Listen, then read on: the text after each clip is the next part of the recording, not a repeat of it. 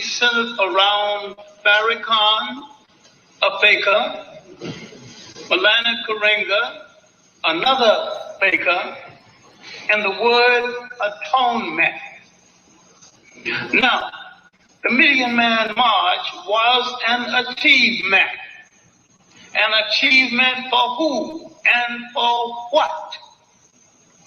Anytime you gather that many people together and the speeches last 4 and 5 hours, and you do not bring Africa in focus, in relationship to the African people of the world, you are out of order.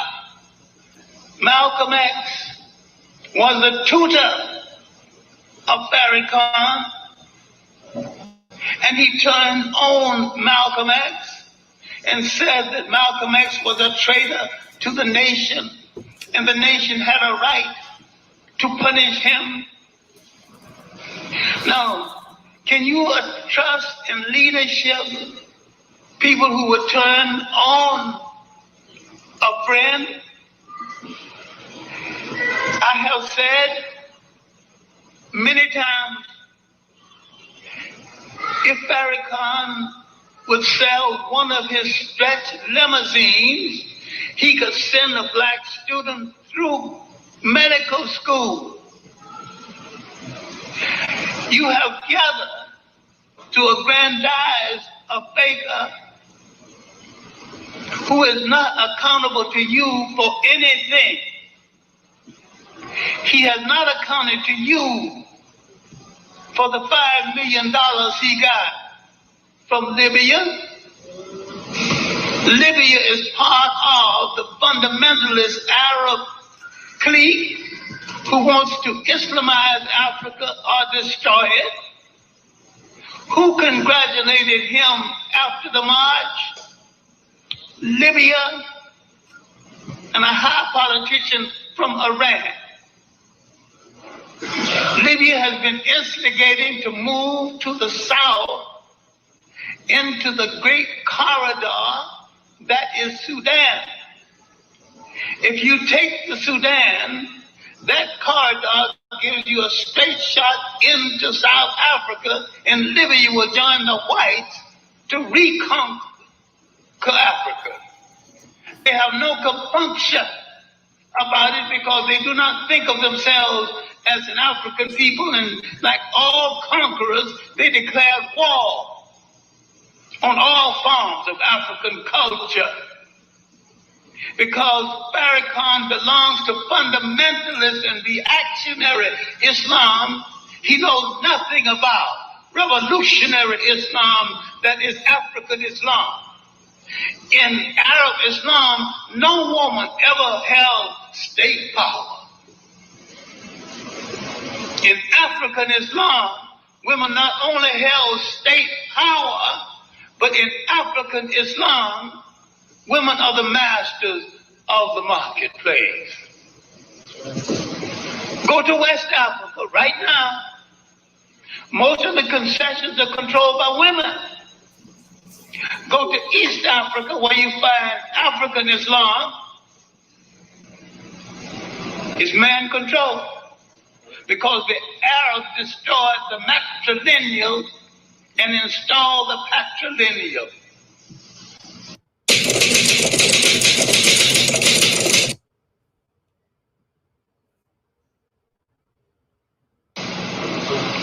Farrakhan has not answered to us. For some things we should have obviously asked some questions about. After the Million Man March, the Caribbean News had a headline hailing the march in the triumph of the West Indian Farrakhan. How did Farrakhan suddenly become a West Indian? He wasn't born there. Why are you emphasizing his West Indianness now? He ain't got no West Indian support. Why did you let Farrakhan get away with saying repeatedly, the slave ships stopped in the West Indies and left the strong ones and brought the weaker ones over here, which is a lie, which proves we have no knowledge of how the slave ships, the slave trade operates. Why don't you know enough about your history to know how this trade operated?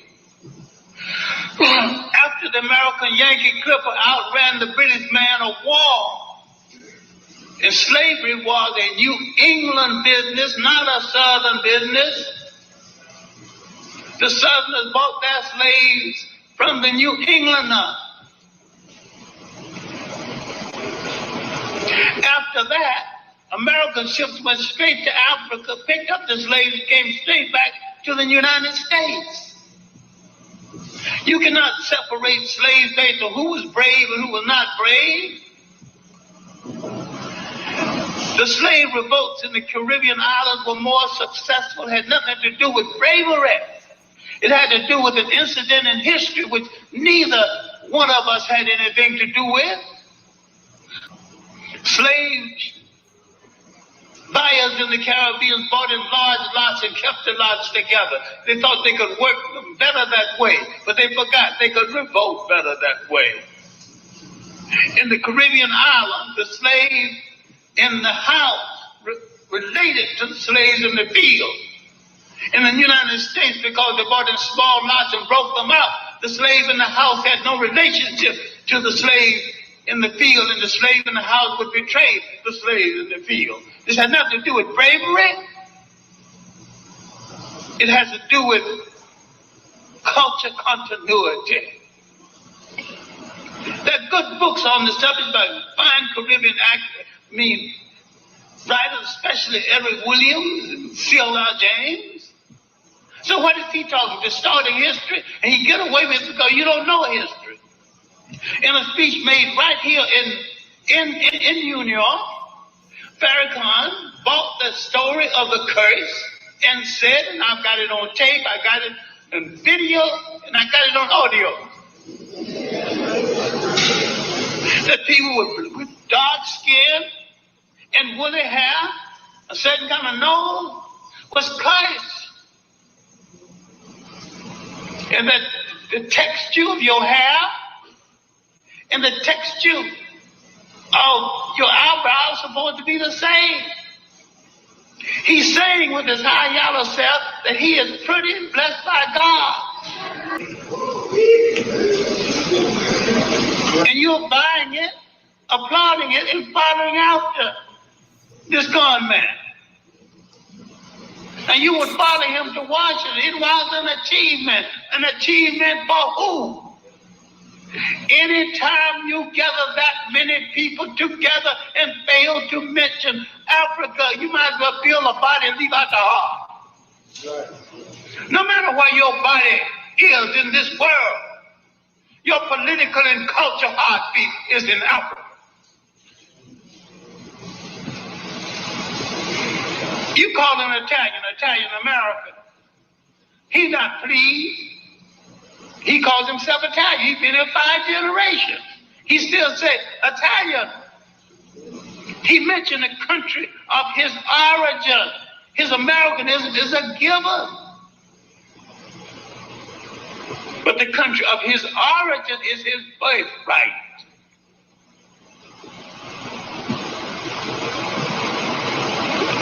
Why have we listened to all of this with no perception? His speech indeed was a golden opportunity. And he said nothing, put it all together. It's like a Baptist sermon. I have put Baptist sermons, recorded them, and had them transcribed. The minister is not saying nothing, not one good sentence there. He's babbling, and once in a while he said, Jesus, Jesus, Jesus. Then he turns to the audience and says, do I have a witness? Witness for what? You ain't said nothing.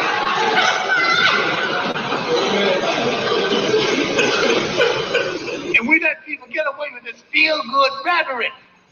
and run games on us and open up our pocket and put money in the collection plate and go out and say, oh, what a fine sum. He ain't said nothing.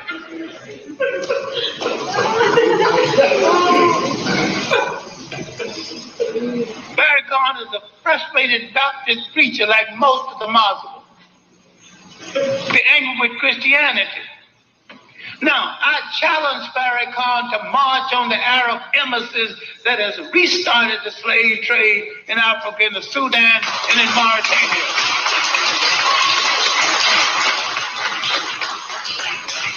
If he and the rest of the Muslims are not ready to deal with the slave trade in Africa, they're cowards and hypocrites.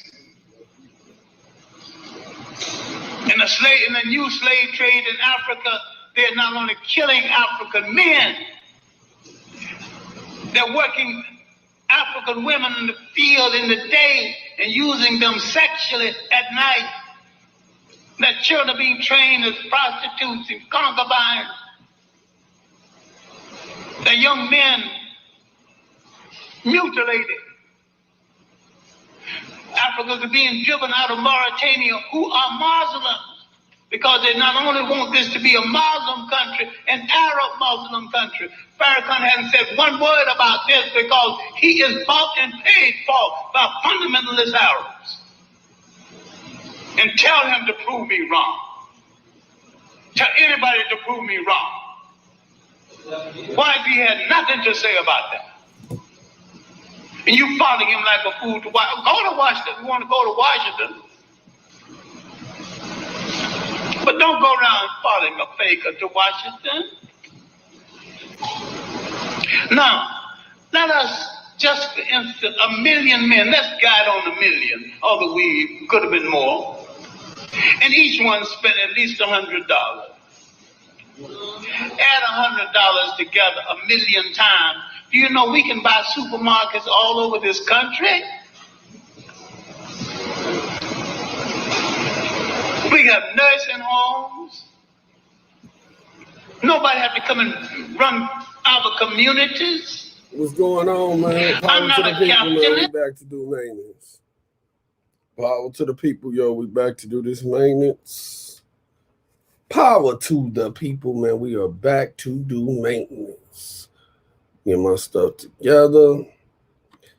How y'all doing? How y'all doing? How y'all doing? We are now officially monetized, okay? So the super chat button is available.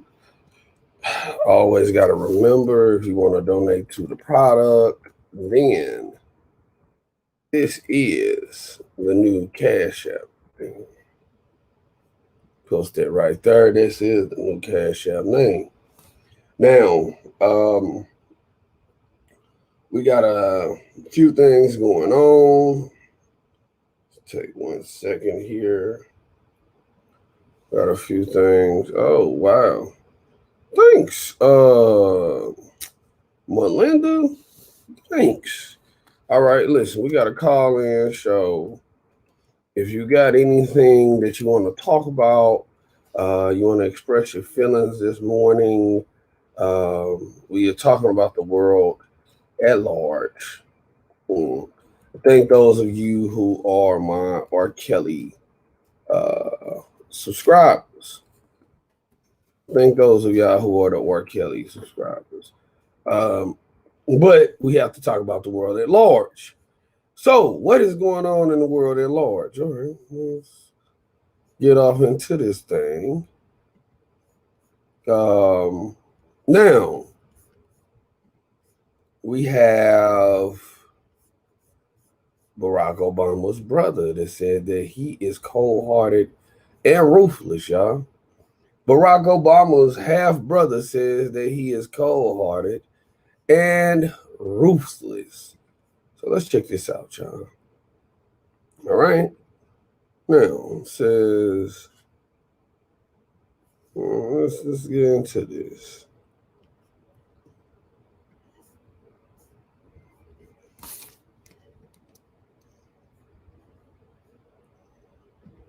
Obama's estranged half-brother, Malik Obama, says the former U.S. president abandoned his family in their greatest hours of need. Malik, 62, says Obama became a snob when he got rich. He was the kind of person who wanted his family to beg him for help, and Malik, being the eldest brother, couldn't bow down to him. He got rich and became a snob, Malik said. What I saw was he was the kind of person that wants people to worship him. He needs to be worshipped, and I don't do that. I am his older brother, so I don't do that. In the book, The Big Bad Brother from Kenya, a self-published memoir by Malik, he talks about the long and gradual falling out between him and the former president. The book, which is about 435 pages, culminates in Malik publicly endorsing Donald Trump for president in 2016. Barack Obama and Malik are of the same father, Barack Hussein Obama Sr., a Kenyan economist who died in a car accident in 1982. The two met for the first time in 1985 when the former U.S. president was a 24-year-old Chicago community organizer. Malik and Obama enjoyed warm relations for decades, while Malik spent years working in the United States, where he has dual citizenship. He frequently traveled between the U.S. and his homeland, and in 1992, Malik was the best man in Obama's wedding. However, things started falling apart between the brothers shortly after Obama was elected to the White House. According to Malik, Obama wasn't in support of the foundation he was planning to set up in their father's name, and this caused them to disagree. Malik highlights some of the instances in which Barack Obama neglected his family members in their greatest hour of need. I don't understand how somebody who claimed to be a relative or a brother can behave the way that he's behaving, be so cold and ruthless, and just turn his back on the people he said were his family, Malik says. https://nypost.com/202/08/Barack-Obama's-half-brother-rips-cold-and-ruthless-president/ So Barack Obama's brother says that he is not shit. Barack Obama's brother. Now, people argue with me. People say, "Hey, Trent, you ain't shit. You a Trump supporter. Trump this and Trump that, and all this." I just simply like to follow what makes most sense, what is conducive for me to move on in my revolution with the least amount of resistance.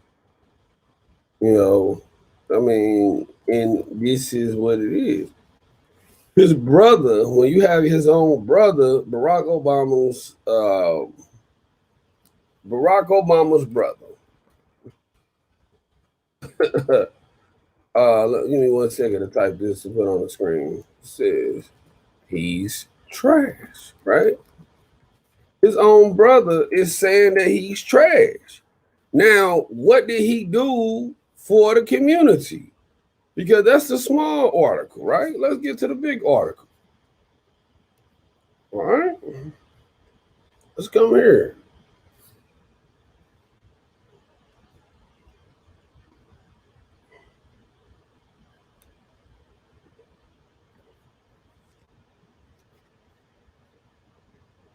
Cold and ruthless, President Obama abandoned his Kenyan family in their greatest hours of need, according to a new tell-all by estranged half-brother Malik Obama. He got rich and became a snob, Malik, 62, told the Post via Skype from his home in the Kenyan village of Nyangamakajallo. What I saw was he was the kind of person that wants people to worship him. He needs to be worshipped, and I don't do that. I am his older brother, so I don't do that. The book, Big Bad Brother from Kenya, a self-published memoir which Malik Obama spent 22 years writing, hit Amazon with little fanfare on July 11th. In its 435 pages, Malik covers the long and gradual falling out between him and the former president, which culminated in Malik publicly endorsing Donald Trump for president in 2016. Both Malik and Barack Obama share the same father, Barack Hussein Obama Sr., a Kenyan economist who died in a car accident in 1982. Malik first met his half-brother in 1985 when Barack was a 24-year-old Chicago community organizer, and they enjoyed warm relations for more than a decade. Malik spent years working in the United States, where he has dual citizenship, and frequently traveled between the U.S. and his homeland. Malik was the best man at Barack Obama's wedding in 1992. When Barack became president, Malik was a regular visitor to the Oval Office. Today Malik works full-time at a foundation named after their father. He hangs on to a trove of old photos showing him and a carefree Barack spending time together in Kenya. Many are included in the book. With Barry Sotoro, his stepfather and adoptive father, Lolo, L-O-L-O, Sotoro, died as one of the 20 richest men on the planet Earth. Obama is beneficiary of a trust fund along with his two half-siblings. He is probably the richest man to ever occupy the White House. Lolo Sotoro was a major in the Indonesian army and a contractor with the CIA. What Daddy did was run death squads for the Indonesian government. He was an executive vice president for Standard Oil, and when he decided to set up his own company in Indonesia, where possibly the world's largest oil reserves are located, I imagine he used his position of having an active death squad at his proposal to facilitate some of his business deals. And now, interestingly enough, there are documented moments between George Herbert Walker Bush, who was head of the CIA at the time, and Lolo Sotoro have certain arrangements, and they were frequent golf partners. And Lolo Sotoro used Goldman Sachs as his American financier or financial banking institution. He used the law firm that Obama and Michelle worked for as his legal representatives. And he did many a joint venture with British Petroleum, i.e. BP. And there are questions as to why Obama would not mandate the rest of the oil companies assisting BP, a British corporation now, not an American one, from cleaning up the Gulf. Are there some trade secrets there that no one wanted to expose from the Brit side? You see, or look at Obama's grandmother, who was the Hawaiian type, who was the bank VP. Well, in declassified documents, it just happens to be that she was in charge of dispensing CIA funds in the Southwest Pacific, which included Indonesia. The president's mother worked for what is now acknowledged to be the CIA front organization, and his biological father was attending school here in America under the aegis of another now acknowledged CIA front organization. So it looks like we've got a family well hooked up with the American intelligence network. I don't know why the right wing is trying to criticize him as un-American when he has got very long personal association with the intelligence side of things in the Cold War. So his family is big oil. The left-wing media gets it wrong so many times, it's really hard to keep track. Yeah, that's one take on them. But I want to give y'all this one. This is Judge Joe Brown, and we're listening to We All Beat. federal prison. And he made some talk, some big deal about NHP about changing the mandatory minimums as far as nonviolent drug offenses. And I guess reform in prison, is that possible with the privatization? Well, if he'd get his Justice Department to introduce some legislation that they would be able to get past a Republican-dominated House and Senate, yes. See, it isn't an executive order matter, it's a statutory matter. By the way, I would really appreciate it if the good brother, before he gets out of there, would come up with some proposed legislation to put people back to work. He's been in there 7-some years, and we still don't have a go back to work bill. But so you think that the reason why I know a lot of black people are complaining about him not doing things per se for black people, but this is a reason because we're not organized. We don't have really a lobby or a block that's organized around black issues or signing checks that don't bounce. Has anybody black ever gone and checked out who it is in the White House? Who went through school is Barry Soetoro. His stepfather and adoptive father, Lolo, L-O-L-O, Soetoro, died as one of the 20 richest men on the planet Earth. Obama is beneficiary of a trust fund along with his 2 half siblings. He is probably the richest man to ever occupy the White House. Lolo Soetoro was a major in the Indonesian army and a contractor with the CIA. What Daddy did was run death squads for the Indonesian government. He was an executive vice president for Standard Oil, and when he decided to set up his own company in Indonesia, we're possibly the world's largest oil. Now listen, man, you wanna know what I think, Courtney? What I think is what I've always thought. The way that I feel is the way I've always felt. They say that Barack Obama is the first black president, and I say he don't represent no niggas that I know.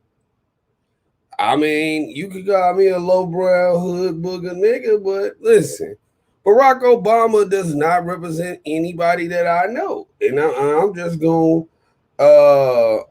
keep that real with y'all. I'm gonna keep that factual.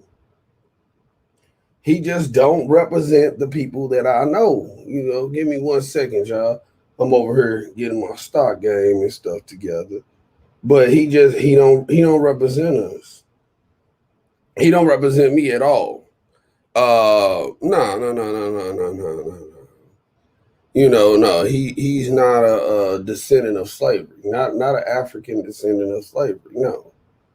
Not at all. Hell no. Not at all. No, he's not. I don't think that he did anything. And again, the average typical black man has not gone to Ivy League schools. And so one of the very first thing he could have done was make the historically black colleges and universities be on the same level as a Harvard, you know. Listen, Judge Joe Brown was spitting out them facts about this dude. All right, his own brother say that he's a clown. And I quote, let me continue going on to what his brother said about him.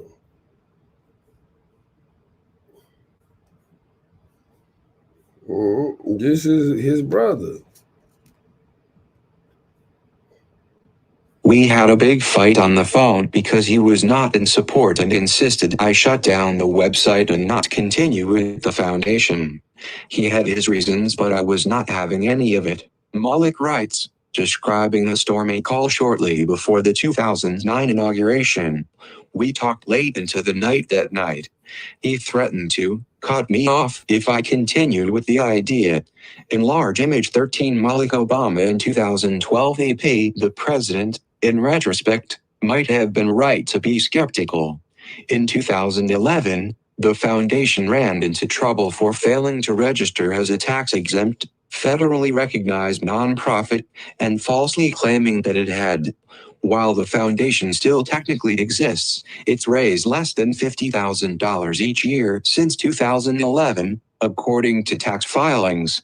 In the same call, President Obama also informed his brother that his aunt, Hawwa Hussein, the only surviving full sibling of their father, wouldn't be making the guest list for the inauguration.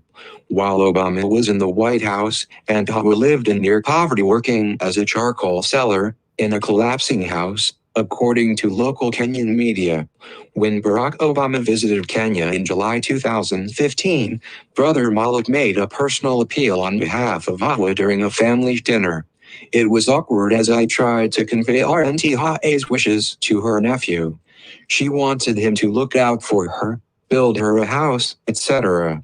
I told him he owed it to her, to the family, for him to do anything, something, Malik writes. Barack said that he was broke. In large image, Big Bad Brother from Kenya, another, and Zituni Onyango, fared no better, squatting illegally in Boston public housing before being granted asylum in 2010.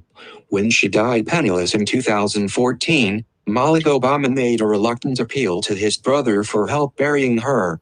We needed to pay for the bills and the cost of her transportation back to Kenya, Malik writes of an Oval Office meeting on April 16. Barack asked me how much and I told him roughly $20,000.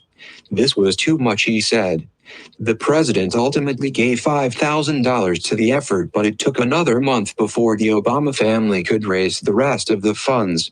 She really had been good to him, Malik Obama writes.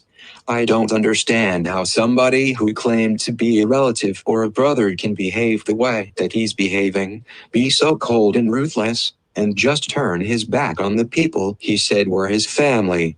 The older brother also took a swipe at Barack Obama's memoir, Dreams from My Father, which he says wasn't accurate and filled with embellishments.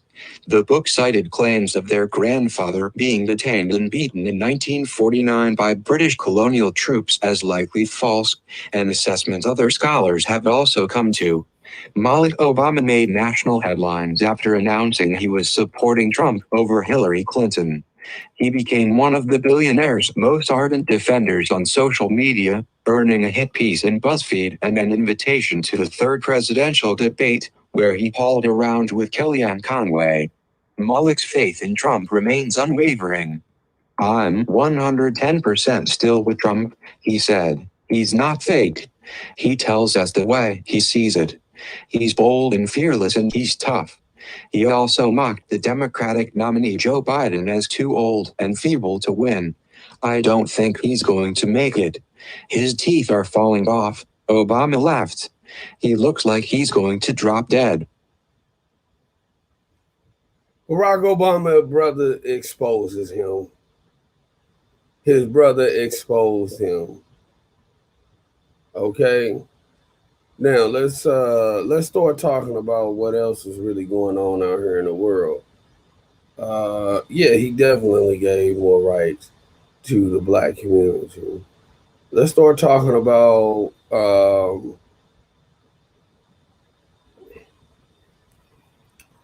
what did you say, Miss Fats? Obama wasn't supposed to do everything for the black community. He was supposed to do all America. He didn't do much, but he did get a U.S. sense of pride and importance to be black in America. Nah, because what we have to do is we have to start requiring tangible.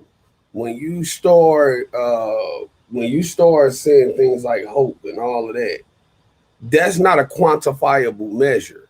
That's not something that you can measure. Okay, so if we are judging somebody, we need some type of number or metric system so that we can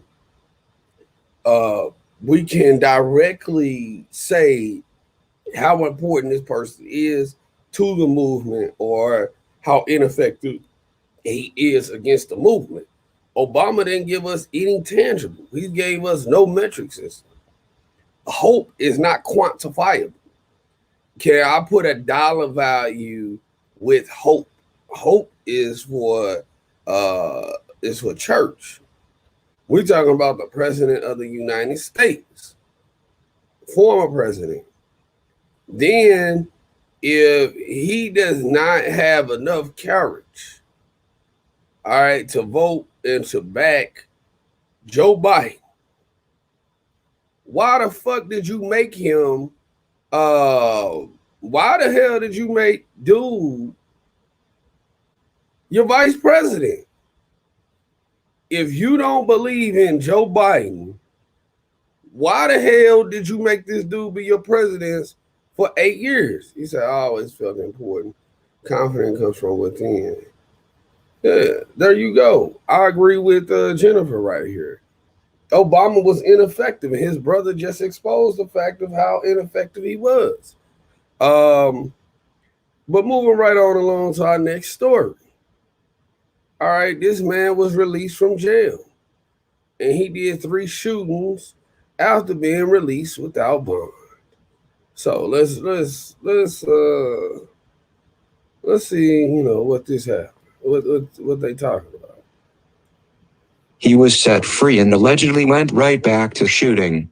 A Brooklyn gang member, released without bail in May on an attempted murder charge, participated in at least 3 drive-by shootings after he was freed, federal prosecutors allege.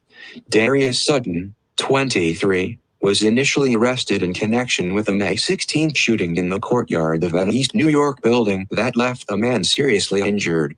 Despite the attempted murder rap, Sutton was set free without bail the same day of his May 20th arrest. The Brooklyn District Attorney's Office said the lone witness in the case recanted. At the time of arraignment, the sole eyewitness had recanted, so we did not have sufficient evidence to keep the defendant in custody, a spokesman for the DA said in a statement. The investigation is continuing and we hope other witnesses come forward. Less than 2 months after being sprung, the purported Bloods gang member allegedly joined others in 3 drive-by shootings this summer. The gunplay took place between July 13th and 14 and were just a few of the 6 shootings in which Sutton participated over the past year, federal prosecutors allege. Now, I got a question. Why is Robert Sylvester Kelly still in jail?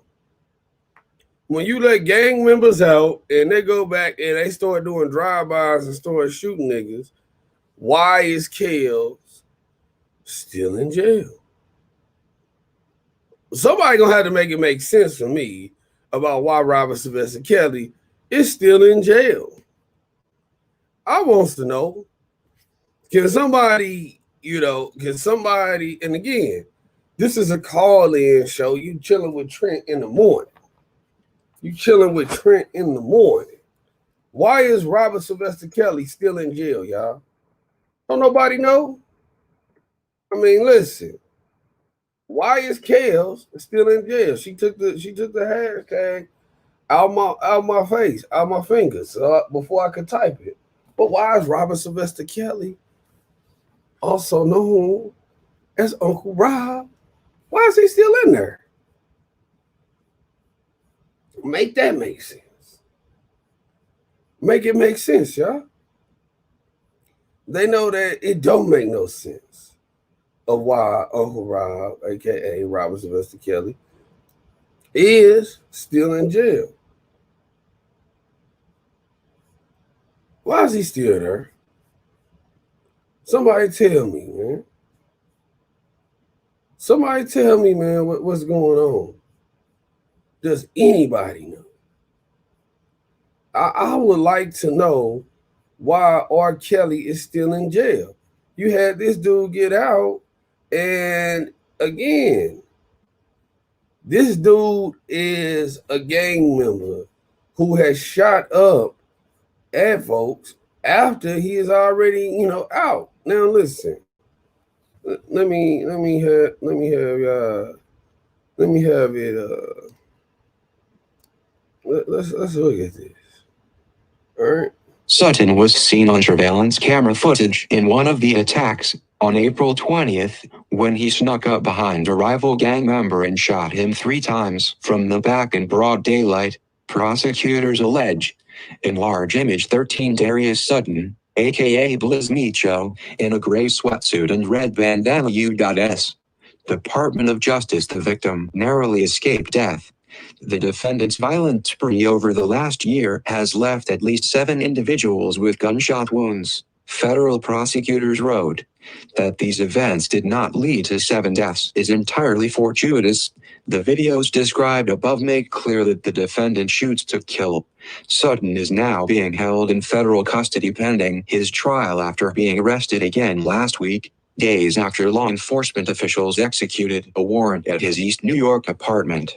He faces up to 10 years in prison on federal charges for criminal possession of a weapon by a felon. Shortly after he was released in May, the suspect appeared in a hip-hop music video uploaded to YouTube for the song Crime Rate by Brooklyn rapper BK's. Prosecutors said the video is an homage to rising crime in New York City in 2020. At one point, the rapper Billy TNT Shoot'em refers to Sutton by his alleged alias, Blizz Micho, as he makes a gun-like hand gesture. Micho say get him, I got him, he raps. Listen, he got a song that say, you get him, I already got him. Okay. Now this dude done got let out of federal jail. And he back out here shooting and killing motherfuckers. How does that make sense? How do that make sense? Let's see. I got the bitches like Johnny Bravo. I think this is song. Hey, Micho. Groovy baby. I got the bitches like Johnny Bravo. Groovy baby. I got the bitches that never call. Groovy baby. I got the bitches like Johnny Bravo. Groovy baby. Groovy baby. Let's get groovy baby. Let's get groovy baby. Groovy baby. I got the bitches like Johnny Bravo. Groovy baby. I got the bitches I never call. Groovy baby. I got the bitches like Johnny Bravo. Groovy baby, groovy baby, let's get groovy baby. 20 bitches in the lot who gon' fuck me tonight. Put it in the trenches with the leg in the pocket. Pull up on them in a beam. Bad bitches on the scene. Christian Lou dripping demons. Hating niggas, they gon' see this. We know that boy wanna be a murder team, we too lethal. Your bitch is begging for the meters. I sent that bitch to Mexico. Talking like I'm Plexico. Fuck calling, I'ma text the hoe. Fuck ballin', I'ma stress the dough. Bitch broke, she a bag at home. I remember that ain't woman. Now the hoes, they stuck on the line. Bitch, I'm bougie, I ain't wasting the time. Bitch, I heard you dropping it down. Bitch, I'm not, so you cannot be mine. Bitch, I'm not, so you cannot be mine. When I talk, bitch, look me in the eyes. Bitch, you boss up with what you gon' supply. Walk down the road in the Holy Ghost. Yo. I got this out the corner, she gon' do the most. Groovy baby. Now, this is the motherfucker who got out of federal jail. This person got out of federal jail. And when they got out of federal jail, you know, she wouldn't shot a nigga when they was just in there for shooting 6 niggas. Why is Kales still in jail? We gotta ask. We got questions we want to know. We got questions that we want to know. All right. Now again, that's one of the things that's going on. That's one of the things that's going on. But if you know somebody who has been affected by this corona pandemic, then you are encouraged to call in and to state your piece. You're encouraged to call in and to state your piece. You're encouraged to call in and state your piece. Let's talk about this. Okay. All right. Yeah. Okay. Now, someone just sent in a story about the CDC is expecting that there's a new disease that's on the horizon. There's a new disease on the horizon, right? So let's let me cue up this video for y'all. Let me cue up this video. All right. Listen. All right. So let's cue up this video. Now, yeah. All right.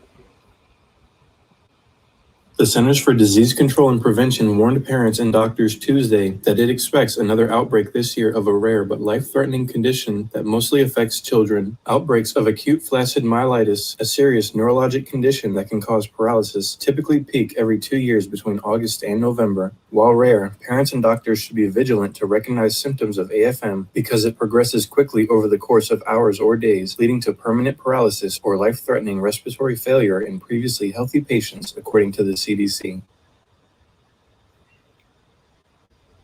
How did we reduce foreign energy dependence to 50? Yeah, we got a new disease on the precipice, y'all. It's a new disease on the precipice. Now, that is about this new disease expected to take over in the year 2020. See here. Now, let's get off. Let's see what this is. And then we're going to move right along. Do you know somebody? Volume 90%. This video will by resume in 12 corona? seconds. The Centers for Disease Control and Prevention, CDC, warned parents and doctors Tuesday that it expects another outbreak this year of a rare but life-threatening condition that mostly affects children. Outbreaks of acute flaccid myelitis, AFM, a serious neurologic condition that can cause paralysis, typically peak every 2 years between August and November.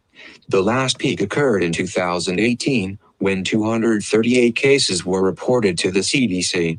While rare, parents and doctors should be vigilant to recognize symptoms of AFM because it progresses quickly over the course of hours or days, leading to permanent paralysis or life-threatening respiratory failure in previously healthy patients, according to the CDC. As we head into these critical next months, CDC is taking necessary steps to help clinicians better recognize signs and symptoms of AFM in children, said CDC Director Robert Redfield. Symptoms can include recent or current respiratory illness, fever, pain or numbness in limbs, difficulty walking, talking or swallowing, headache, back or neck pain, or facial weakness. Parents should immediately seek medical care if a child develops sudden arm or leg weakness, the CDC says. The CDC said it does not yet know how many deaths are connected to AFM, adding that many children who develop the condition will have a permanent disability. In 2018, most patients had a respiratory illness or fever before experiencing limb weakness, according to the CDC. This leads scientists to think that AFM is caused by a virus, but much of the disease remains a mystery. We've learned a lot, but we have a lot to learn about AFM. We don't yet know why certain kids develop AFM when the great majority who have respiratory illness recover with no neurologic symptoms, said Thomas Clark, Deputy Director of CDC's Division of Viral Diseases. All right, now, so we got that out there. Okay. Moving right on along. Let's talk about the rent crisis that's going on right now. All right, let's talk about the rent crisis that's going on right now, y'all. This is the rent epidemic that's going on right now in America. Okay. All right, so let's get into this one. By Victor Amundi, Americans are struggling to make ends meet on the verge of being thrown out of their rented houses due to arrears, which have accumulated over the pandemic period. On Wednesday, the global advisory firm Stout, Rigius and Ross estimated that American renters owe landlords at least $21.5 billion in past due rent. This comes at a time when Republicans are fighting over a COVID-19 relief package. On Friday, Senate Republicans unveiled a new plan that wouldn't restore the recently lapsed federal eviction ban that constituted a stay for rent due for 1/3 of renters. To make it worse, the $600 unemployment benefit is soon going to disappear. There isn't a solution coming anytime soon, and that means the rate of homelessness in the country is set to go up. The unprecedented amount of back rent is not a macroeconomic game changer. It's catastrophic. Very few people will be able to pay this back, Mark Zandi, Moody's Analytics chief economist. As rates of unemployment surged in the U.S. due to the pandemic, Americans unable to raise rent remained in their homes due to the eviction bans put in place by the federal government. However, on Friday, the ban that protected a third of renters from being thrown out of their houses was lifted. The rent deferred over 4 months is now due, and Americans live in fear of being evicted anytime soon. The effect is felt across different sections of the economy. When there's no rent flowing in over a long period, the low end of the market starts falling, says Emily Benfer, co-founder of the COVID-19 Housing Policy Scorecard at Princeton University's Eviction Lab, a national research center on evictions.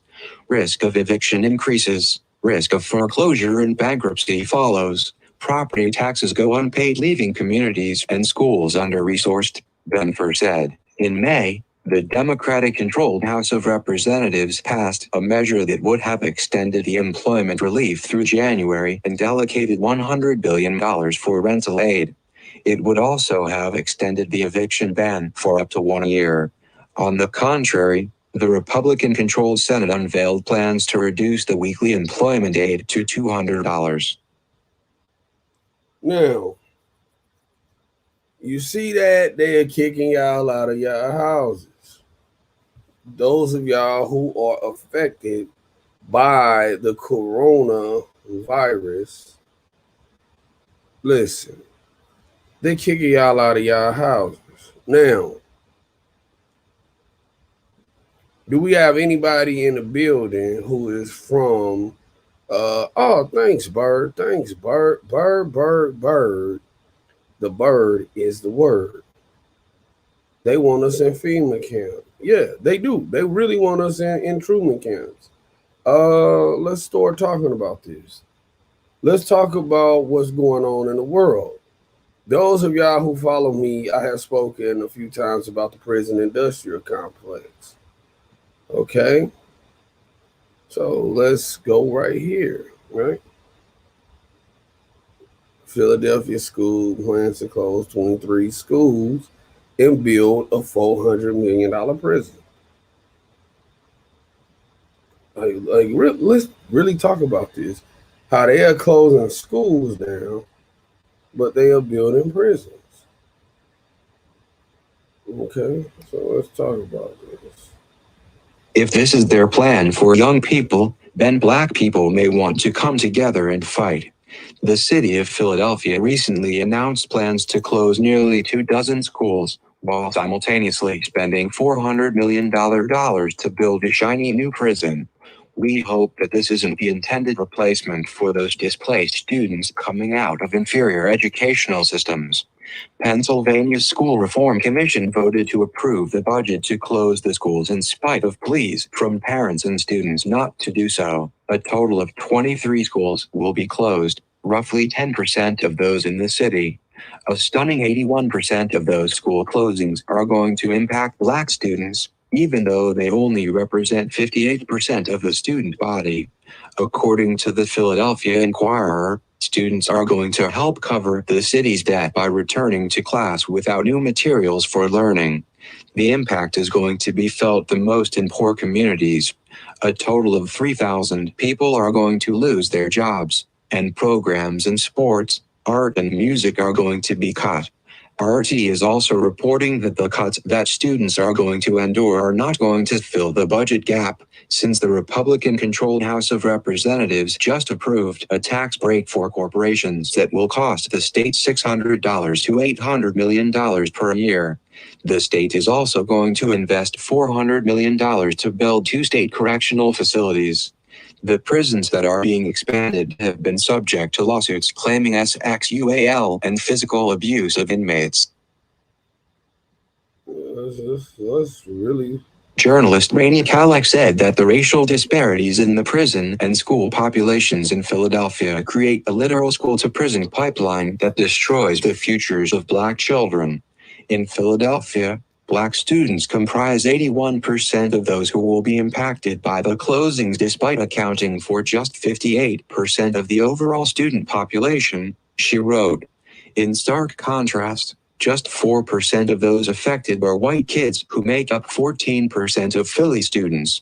And though they make up 81% of Philadelphia students, 93% of kids affected by the closings are low income.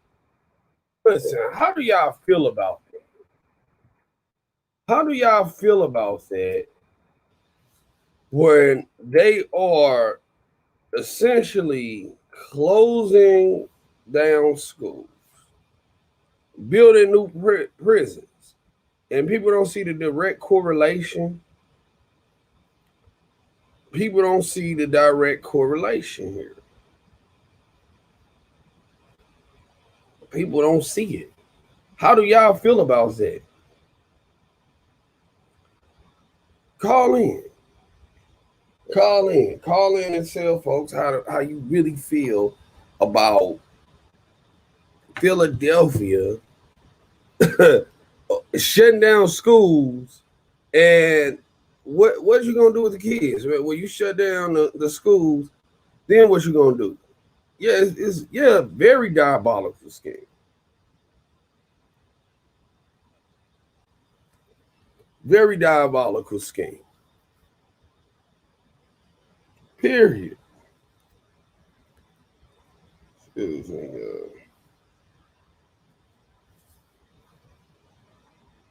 Say you pissed off. Yeah, that's crazy. That's crazy.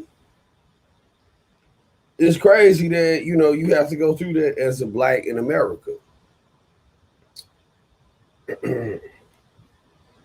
We'll call in. They made prisons a business and they will continue to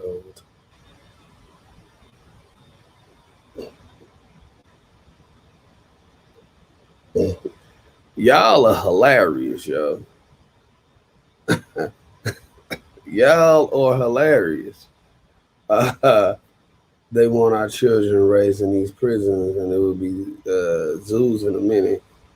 We are more human than they are, and they know that. Well, yeah, you go into some deep levels. You go into some deep levels.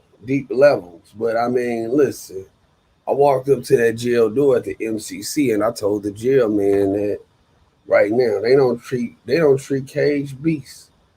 They don't treat animals the way that they are treating some of our Black brothers and sisters. They don't do that. They don't treat animals the way that they treat some of these men in prison. Now, in white schools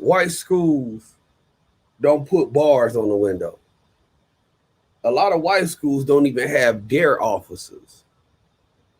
Because when you have a dare officer walking through the school and bars on the window, you are equipping the children to serve time in prison. I want y'all to really marinate on what I just said. When you put bars on the window and you have a dare officer at the school, you are equipping the students to serve time in prison. Then you have a whitewashed curriculum. When they get off into the whitewashed curriculum, this is no place for Black boys to expand. It's no place for a Black boy to do anything to exercise his educational prowess. All right. It's no place for a Black boy to really grow and to become the man that he is ultimately supposed to be. Not inside of the public food system. All right. They call it the public school system. I call it the public food system. Take your children out of the public food system, especially the Black boys.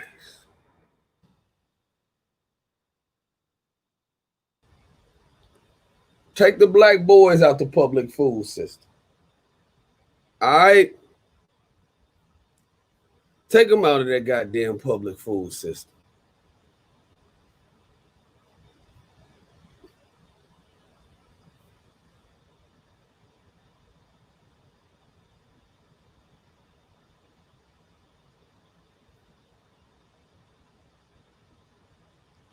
Now, let's talk about something a little bit more mundane. All right? Let's talk about something that's a little bit more mundane. All right? Give y'all what's going on in your in your world. I know that's too old. That's too old. Give me 1 second, child. Let me gotta get it together. Got to get it together. You know, we gotta be right when we do what we do. We gotta do what we do.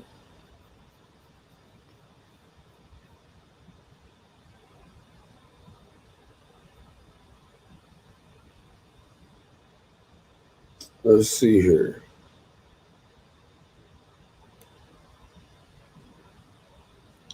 Now, those of y'all, did y'all follow that last Will Smith movie, Gemini Man? Because people be sending me YouTube videos of Dana J, man, and I don't really follow his thinking. You know what I mean? I don't really care about that shit. I be more into these types of stories.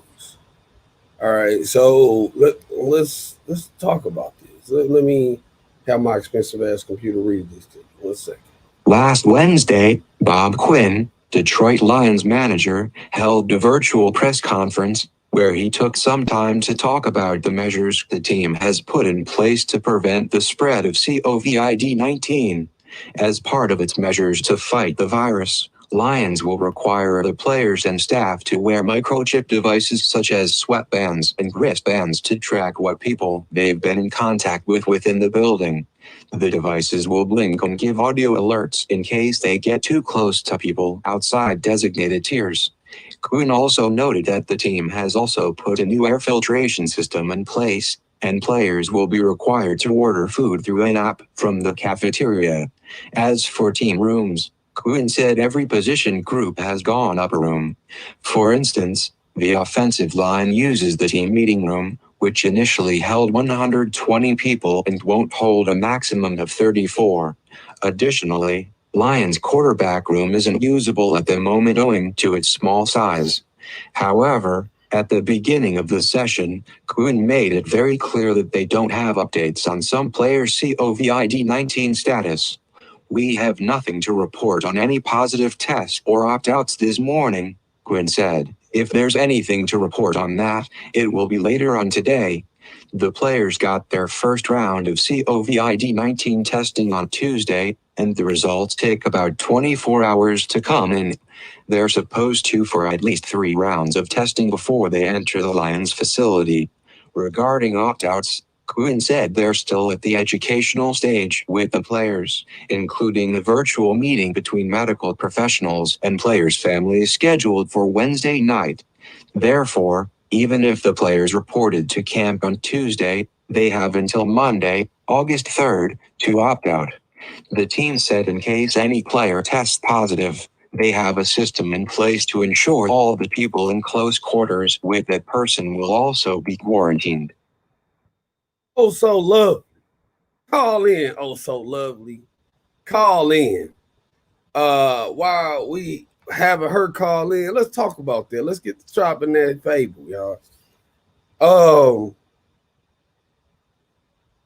Did y'all hear about that on the Will Smith Gemini Man side of the game?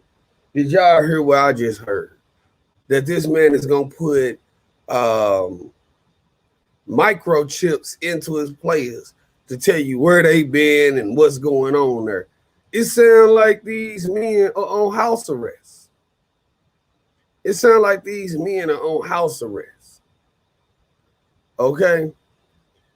it sounds like these men are on house arrest. So what's really going on here? What's really going on? What is really going on? He said that they go microchip them and get them sweatbands and wristbands to tell where they done been at. This ain't no requirement by the CDC. Where you coming up with this shit at? Where is they coming up with this shit at? We microchipping you. I microchip my dogs. You know, you microchip your animals so that if your dog gets loose, people know that it's your dog and they can bring them back to you. But these folks are talking about microchipping humans. They're talking about microchipping humans. Oh, listen, hold on. Shout out to Bird. You feel me? Shout out to Bird. Listen, we're gonna play the original Planet. All right. We got to play the original Planet. Did y'all hear that?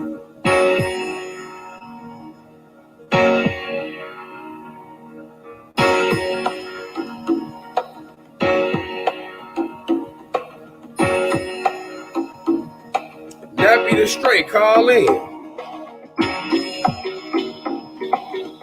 Call in. Call on in.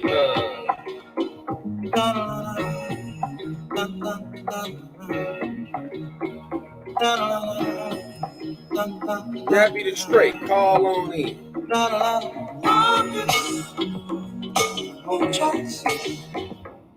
Spend it all. 314-382-380 518. You take it. Oh, make me wanna holler the way they do my life. Make me wanna holler the way they do my life. This ain't living. This ain't living. This ain't living. No, no, baby. This ain't living. No, no. Today. Oh, make me wanna holler the way they do my life. That be the straight. Go ahead, call in and talk about it. Call in. Let's talk about it.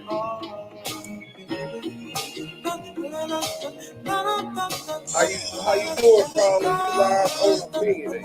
Oh. Hello. Hey, Carly, you live on Opinion.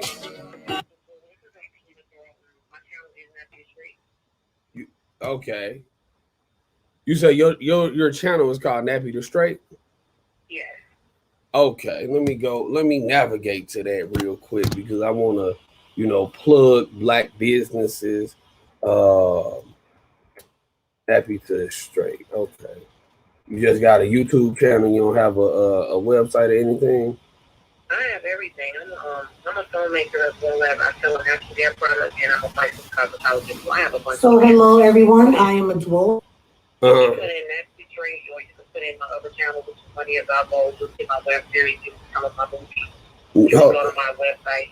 I have Instagram. I have Twitter, but I'm never on Twitter. So I have 4 Facebook pages and about 4 Instagram pages for different businesses. Hold on. Okay, I see your website is all plugged up here. Miracle Growth Water, right? Yes, that's the product that I sell for you. Okay. So you real big into her? I am. I've been a licensed cosmetologist for almost 25 years. So I'm into the natural hair. I basically take the people that don't have any hair and, grow their hair naturally without the chemicals, without the weave and extensions and all of that. So that's why I make organic hair products now. I'm about to call you because the folks is saying that they having trouble hearing you, but you are dropping the hot lava grease right now. You ever heard of somebody called James? Huh? What did you just say? I said you dropping hot lava grease. Have you ever heard of somebody named Jane Doe number 7? Jane Doe number 7. Jane Doe number 7? Uh-huh. I don't think so. Do they follow me on my time? I'm not sure. No, I mean with Jane Doe number 7 is somebody who wear like cheap wigs and stuff like that. You know what I'm saying? Hers real, they be looking like a wildebeest and stuff by the head. So, you know, I was just trying to see if I'm calling you on this other number so I could get you on more clear. I think click off, please. Oh, wanted to answer this number? Mm-hmm, yeah. Hello? Okay, that's way better. That's way better. Okay. So let me go ahead and navigate over to your website. Now, yeah, Jane Doe number 7 got you know this person wear like real cheap wigs, right? And you know, a lot of times, you know, I be feeling sorry for her, you know, because I don't know what to do. You know, I want to help her out. Does she have hair loss problems? Because I mean, if you like, and hi everybody, I'm sorry. Let me just tell you how I even found your channel. This is my first time on your channel. I was looking at something else. Somebody was talking smack. I'm not gonna say any names, but somebody was talking smack about you. So I said, let me just go find this person that they talking smack about. And then I went through your stuff. And first of all, I'm an R. Kelly fan. I'm gonna say that. I'm putting it out there. I don't think he's being me no wrong. That's just how I feel. So I do pray. You know, I believe in the Most High. So when I say my prayers for myself and my family, I also went to R. Kelly. I've never met him. Well, actually, I did meet him one time in Miami. It was like some what were they doing? It was like a loop thing, like a dance off. So one of my friends was dancing. So in that little competition, so I met him then, and he was just like, "Hi, how you doing?" Because I'm not a movie stuff. It's like, "How you doing?" That was that, like whatever. So anyway, like I said, when I say a prayer for myself and my family, I kind of also actually I do include him because I just feel like he's being wrong. But I just had to put that out there. So I was searching for like some different R. Kelly stuff today, and then someone was talking about you. And that's how I said, you know what, one thing about me, because I'm a YouTuber myself, and I've had people talk back about me in the past, I said, let me just go see who this person is that they're talking about. And then I looked at a couple of your videos, and I know that you were lying. So that's what made me come on, because I was just like, you know, it doesn't make, I don't know, people do a lot of stuff, and I know this is going to then I get back into the hair, because if that girl needs some products, I got it. No, go ahead. Go ahead. You know, you spitting. Okay. This is about black empowerment, you know, and you talking this good stuff. Go ahead. Okay. Thank you. Because I talk a lot. All right. So, you know, so I just feel like what the problem is with social media is that people will see stuff and they'll hear stuff, but they won't fact check. They won't go to that person or ask that person and say, okay, well, they just go off of what one person said, that person has a lot of subscribers, or if it's enough, disrespectful comments, then people just go and run with it, and I don't think that that's right. So, as I was saying, you know, the person was talking smack, so I said, let me go see what they're talking about. So, I came to your page, I looked at a lot of your videos, kind of like scams, skimmed through them, and then I noticed that you were live. So I said, you know what, let me just go ahead and go on, and me personally, this is just me. I don't see what the big deal is of why anyone would have an issue with you from what I'm seeing so far. Well, I mean, so you know, it's like you have to, like, everybody has a right to speak how they feel. And like me, if I felt like I was wrong, like in the past, when people would try to attack me for whatever I was doing, but they never knew me. You see what I'm saying? They never actually knew me. It was just like, you don't even know me. Like, you know what I show you on YouTube. Yeah. No, I mean, listen, a lot of stuff that has come to light in the R. Kelly case, a lot of that stuff, I bought a lot of stuff out. Okay. It was one person who was causing a disruption to everybody. And, you know, everybody was like, well, you know, he got the facts, he got this, he got that. And then the dude came over here and got his ass sat down quickly. Like two to three people that came over here and then got sat down just with the facts. I know this case inside and out. I have had to go and light fires under all of his lawyers' asses, okay? And then I don't know if the person you're talking about is Sharon Winbush. You know, if that is. Well, I mean, so listen, let me tell you about that. So this person has never shown their face, and it's evasive in nature to be out here for 2 years and to never have a face to put behind your product. This ain't like Undercover Boss, you know, even with a corporation. You may not see a CEO of a corporation on a commercial, but they do go and get an iconic person to put their face beside the brand to say that this is demonstrative of what the brand is. So, you know, for example, with Nike, they got Michael Jordan. Michael Jordan was the one that grew the Nike brand. You have to associate a face with it. Now, typical things that I get is not to cut you off, but that's just like with me, because I am the CEO of my brand, Miracle Growth Water. So if you look on my anything, you'll notice that I wear a lot of wigs because I've always loved wigs. I love to change my hair up. But then you will also see my hair sometimes. Because if I'm selling a product, clearly y'all gonna be like, well, I'll show you hair sometimes. You know, excuse me, but you get what I'm saying. Are you ever gonna show your hair? You know, so I do show my hair as well, but I am the face of my brand. You know, but I always tell people too, because I do have long hair. When you're talking about looking at something, and I know this is going to be this, I'm going to be talking about hair, but this is definitely going to help anybody in just an everyday situation as far as fact and fiction.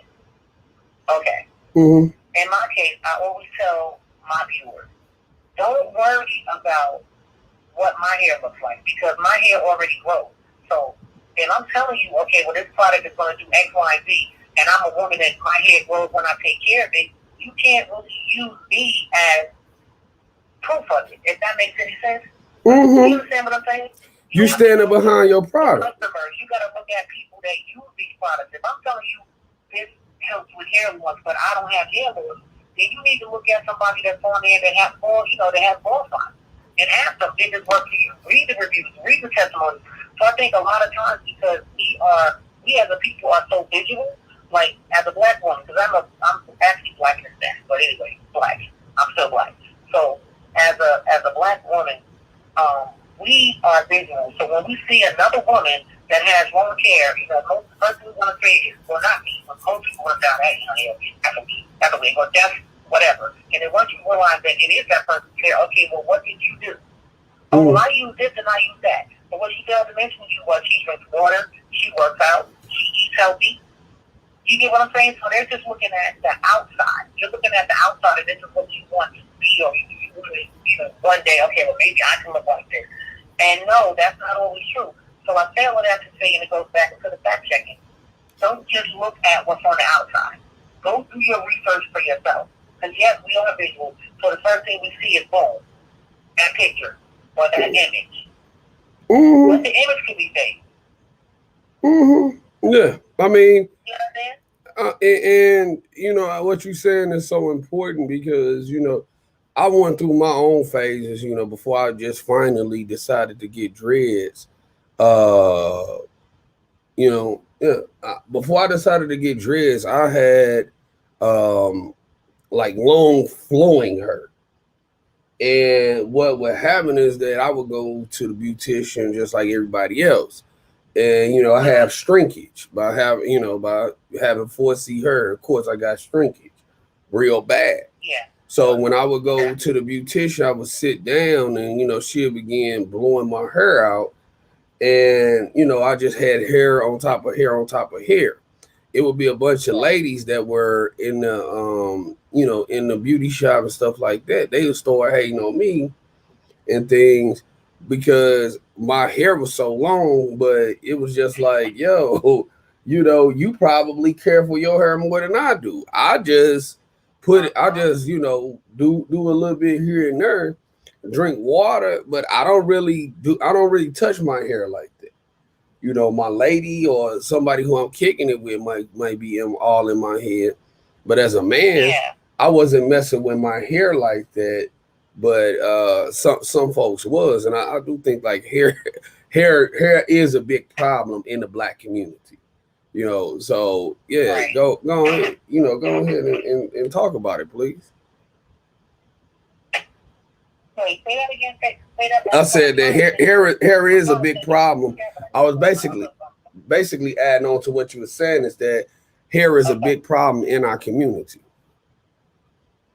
Yes, it really is. And I mean, just from a license, me being a licensed cosmetologist, just from a license point of view, it just comes down to like, even with men and women, because I have a lot of men that use my products, and I don't want anyone to think that I'm just trying to plug my product, but there just may be someone that has hair loss that's all over YouTube, just to try to find something, and it clearly just hasn't been working for.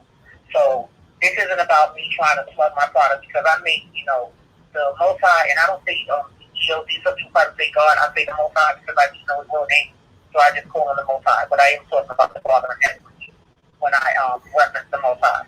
So the Most High has definitely blessed my business and, my family. So this is not about me trying to make a dollar. I'm actually trying to send you someone right now. That's why I told you on what things to say, because I'm on two phones. I'm watching you from one and I'm talking to you on another one. But I need to send you, I like super stickers. I need to send you a super sticker from the phone I'm talking to you on. But anyway, I'll be doing that in a second. But it just comes down to you have to use the right things in your hair, and you have to take care of your hair, and you have to have consistency. And then it goes back to stop looking at the person with the really long hair that's selling to a product that there's no proof that the product works. Or everybody that you see on that person's page has long hair, but they already have long hair. So how is it solving any issue? How is it doing what you're telling me that it's saying that it's supposed to do? You understand what I'm? So that's why, go ahead. No, well, I was going to, I'm on your Instagram page right now, and I just want to tell you that you definitely an assistant. It's Nappy the Straight. Oh, you're on Nappy the Straight. Go to American Work Water, because Nappy the Straight is actually my old salon page. Because I told my son 3 months ago to just look on my hair product. You said it's called what now? What? You looking at the sale page or my hair product page?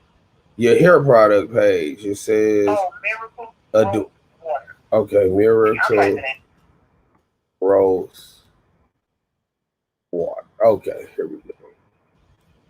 All right. So y'all like you already fact checking. Well, I mean, listen, I'll do it while I'm on the phone. Yeah, let's see here. Well, his name was familiar. Natural hair course more to maintain in the firm. The maintenance is well back. So let me ask you this: how do you feel about Jamaican black castor oil? Because the way like black castor oil, to be honest with you, years ago I did before I created my own product and trademark and everything and patent. I used to use Jamaican black castor oil. I just feel like it worked at the beginning, and then after a while, I just feel like your hair gets used to it, or maybe your follicles get used to it, and then it stops working. But Jamaican black castor oil is an excellent product, but you have to make sure that it's just Jamaican black castor oil. Because you have to make sure that it's like the real deal versus it's this, it's that, and something else.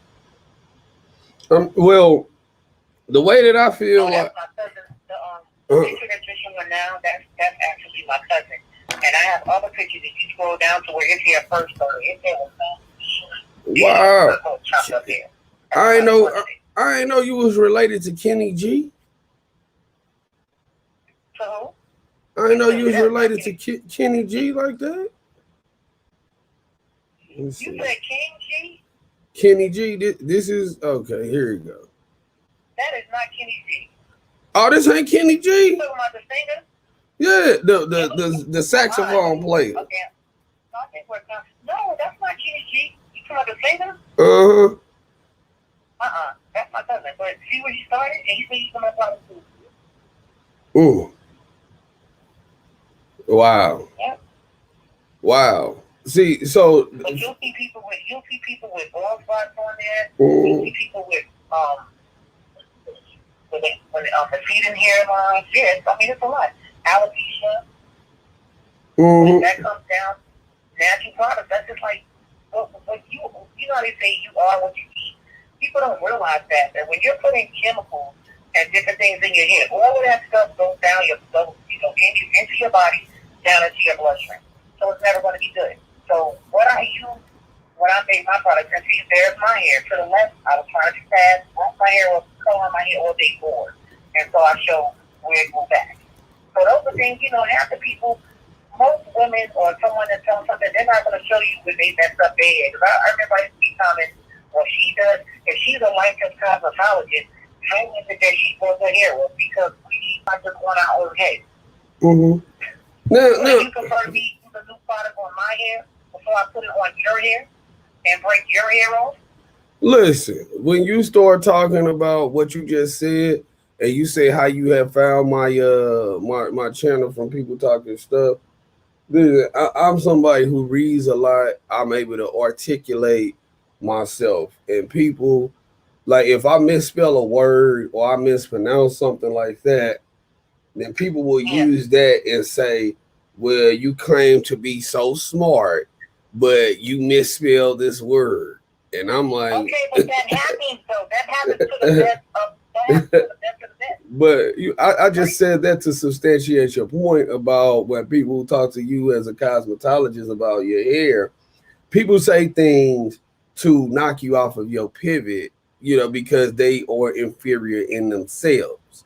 So, you just really can't play into it, because I just have so many people talk shit about me, and I'm like, yo, all right, it make my teeth white. Keep on talking shit. The more that you talking shit about me, the more free promotion you giving me. So, yeah, I dig it. Listen, I can see it. On that Jamaican black castor oil, right?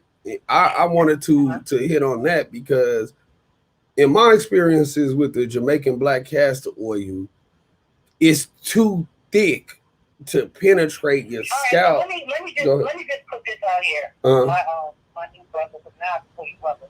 So I would love for you to send me a DM and just look on our website and just look at everything that I have, and I'll send you some products for your hair for free.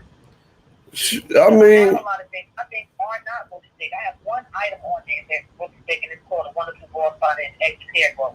But it's not thick like the Jamaican black castor oil.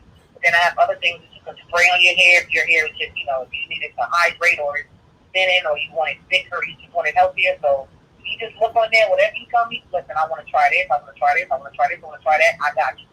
I'll ship it out to you. Listen, you see these dreadlocks that I got, because I rarely ever wear my stuff down.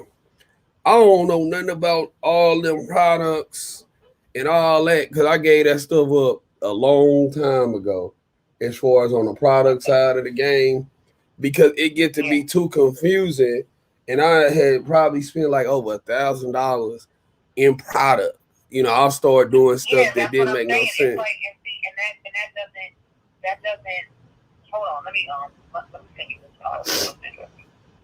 Because like one of the biggest things. I'm unable to send messages. Say that on both of my phones. Weird. Yeah, I don't know what happened with that. But like one of the biggest things that I see out here is I see so many videos that's full of lies, and that be full of yeah. My Cash App is opinionated. Hold on, what's the Cash? Because I'm trying to send you a super chat, and I started to send a super chat and a super chat. Take one back. I'm gonna send you Cash App. Cool. It's opinionated. And that's just appreciation. I respect when people go live and they can keep it real and they honest, because you seem like you just I'm just raw. I'm me. You never gonna get another version of Trent other than what you see. What's your Cash App? It's Apinyun8d $8 dollar sign. Because I'm hearing wait, let me close that. All right, hello. Okay, yeah, it's opinionated. APIN. That's alpha. APIN, so that's dollar sign first, right? Yeah, dollar sign APIN YUN. So that's Alpha Wait. Papa. Is it IP as in Tom or IP? Wait, AC as in cat? No, AP Alpha Papa India November Yankee. Wait. Slow Okay. that down. I know you like this girl. One more time. A as in Alpha, P as in Paul. Oh, AP. That's what I had. Yeah. Okay. I as in India, N as in November, Y as in Yankee, U as in uniform, N as in November again, 8, like Kobe Bryant's old jersey number, D as in Delta, opinionated. That's it. Okay, Trent, I see it. There you go. Yep, that's me. All right. Okay. Now, how do you feel? I know that you you got something going on, but how do you feel about co-washing? Because I see a lot of people talk about co-washing. Oh, no, I can't stand co-washing. And I think that that's the dumbest stuff ever. Okay, so let's find out you done seen my little co-washing video. No, I didn't. I'm just telling you. I'm versed. I'm very versed. I've read a lot of books. All right, did you okay, it says suspended. Did you have to accept it? Yeah. I got it. Let me accept that. Thank you for the donation to the channel. By the way, let's see here. Okay. Yeah, you're welcome. Yeah. So, let's see here. Okay, this is the thing about co-washing. Conditioner does not clean your hair and scalp. It doesn't, unless it's like a cleansing conditioner. And if it's a cleansing conditioner, that means that there's going to have something in it to pull the dirt off your hair, pull the dirt off your scalp. What happens when you co-wash, and if for anyone that's probably trying to figure out, if you don't know what co-washing is when a person does not use shampoo on their hair and they use conditioner in the place of shampoo. Now, the problem with that is this. One, you're going to get a buildup. If you have dirt on your hair and you're not actually shampooing, you're not getting that dirt off, you're going to get what we call buildup. You're going to have buildup. You're going to have buildup on your scalp. That's all those different products that you've been putting in your hair that are not coming out. They're not coming off your scalp. They're not coming off your hair. So now a lot of people that co-wash tend to have dry hair. Their hair breaks. They tend to have dandruff or just nasty hair. I mean, it's like that nasty where the hair just smells or it's never clean. So a lot of people that co-wash, this is just from me talking to, clients that used to do that stuff and be trying to repair their hair from the damage from just never using shampoo. What happens with co-wash, they'll say, oh, well, I'll detox or I'll cleanse my hair. I'll super cleanse my hair with this. But, okay, so you don't shampoo your hair for weeks. But then when you do finally the shampoo because you're pulling a detox in your hair, you're using the harshest, cheapest shampoo that you can even think of. So whatever you thought that you were, whatever you thought you were doing, what word am I looking for? Can't think of it. I had a brain fart. Whatever advantages that you thought that you were doing for your hair from not shampooing, you just made it even worse. You get what I'm saying? You just made it that much worse because now you stripped out everything that you thought you were staying from. So it's crazy. So I always say to people, you need to shampoo your hair. Because when you don't shampoo your hair, it's like you washing your clothes and just putting fabric softener in there and no soap towel. It's like washing your body, but you're not going to use soap. You're going to use lotion. It just doesn't make any sense. Mm-hmm. And you get what I'm saying? It makes no sense whatsoever. You have to clean your hair and scalp. You have to do that. You have to. Now, are there gentler shampoos out here? Yes. So if you're using something that's harsh and it's making your hair hard and it's stripping it, then that means that that's not the shampoo for you. That shampoo probably has a lot of alcohol, a lot of salt in it. So that you want to use something else on the more gentler side. But you have to shampoo your hair and scalp. I mean, you're going to get people to swear that they never shampoo, and trust me, behind closed doors, they shampoo. They just not telling you that. Because there's no way possible you can continue to just keep rinsing your hair, rinsing it, and not think you're going to have that heavy buildup. Because this is not going to take out the old conditioner that you put in a couple of days ago. Mhm. And for me, I just think that you need to wash your hair. I think that there are a bunch of hair myths. You really do. There are a bunch of hair myths. And that's what really, in my opinion, leads to people buying way too much, way too many products. If you really think about it, the people that are selling all of these products for our hair are the black companies, but they're using our faces on the label. Mm-hmm. So it's like, so if they're looking at it like, oh yeah, they're not shampooing their hair no more. So let me make this. Let me make this co-wash, or let's tell them to use this, and then people buy it. But then the same people that are buying those products are not supporting the person, the sister or the brother that looks like them. mm-hmm. They won't support you.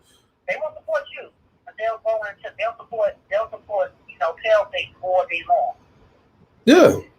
Well, I mean, like you got companies like what Carol Sisters, and like with some of these products that are sold in Walgreens.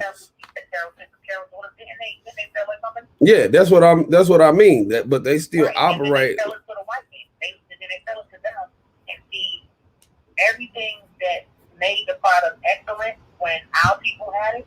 Now the white man just wants $1. So he's not gonna put that expensive rosemary or that expensive sage or that expensive peppermint. He's gonna go to cheap route. And now the product is watered down, and it just doesn't work the same when people try to figure out why. Oh, the name is still there. The product itself is changed. And two, and what I saw a lot when I was in that phase where I had actual hair is that products will be expensive for no damn reason. Like to this point, like I'm at the point now where I just go to Sam's Club and I just buy whatever. Say it got coconut, it got some type of coconut oil in it. Brother, I got you. Listen. Okay, this is what I'm gonna do. We about to do something right now.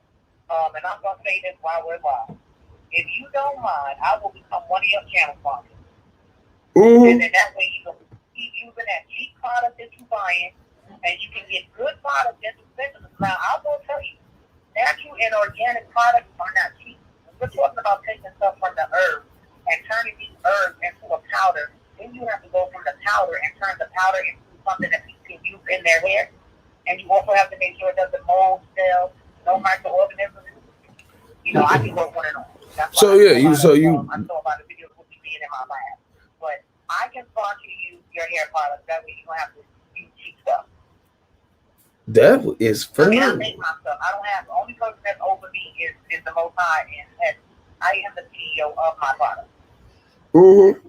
No, I mean, well, basically what you're saying is that you taking organic things and breaking those down into the resin. And then from the resin, you take it and make it your own thing. When you get a chance, because I know you're going to have a chance now, but like even the main videos that's on my channel, with me, I have on my lab here, I talk about, and I tell people, listen, things that really have the true ingredients in them are not going to be $4 and $5. They're not going to be $3. If you just research these natural herbs, they are pricey, especially when you're talking about organic. So everything that I use is natural. It's things that you can eat. So I don't put like those alcohols or the other different things that they tell people you have to put this in to stabilize it. No, I can use something else that goes in wine or that goes in beer or that goes in cake that I can use to stabilize this product that you together. So a lot of times that's what it is. A lot of times, well for me that's what it is. And then I have proof that the product works. So it's not like I can put this high price on something and it's like, oh, well, go buy it. No, I've been doing Rim for now for 3 years now. And tons and tons and tons, hundreds, thousands of videos and thousands of orders later, hundreds of thousands of orders later, the proof is there.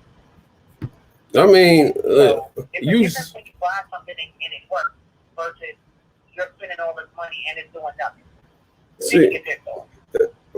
And so what on a deeper level, what is the purpose of the hair? Because I've been told that the hair is like an antenna to the ethers, you know, and it's supposed to connect you with what you call the Most High. You know, your experience as a cosmetologist. Hair is our glory, and hair is our covering. That's it. A woman's hair, like it says in the Bible, man's not supposed to have long hair, but you know, a lot of men do have long hair. So, but if you read certain scriptures in the Bible, they just want the women, you know. So the hair was the woman's covering. That was it. And it's your beauty. You know, woman's hair is her beauty, which is why women aren't supposed to cut our hair. But you know, now we've got into trickery where people want different hairstyles and different things like that. So a woman's gonna cut her hair, but a woman's hair is her glory. That's it. And it protects your scalp. You know, so. I mean, so somebody said what's her growth rate? That's that. So people that use my products, they see hair. Pretty much they see growth the first time that they've actually used it. So that first week, okay, half a head of hair is supposed to grow a half an inch a month. But I have people that get inches a month. So, you know, don't tell anybody. They have to try it. You know? I mean, you gotta try it and just read everything, look at it, you know, and see if it's something that's for you.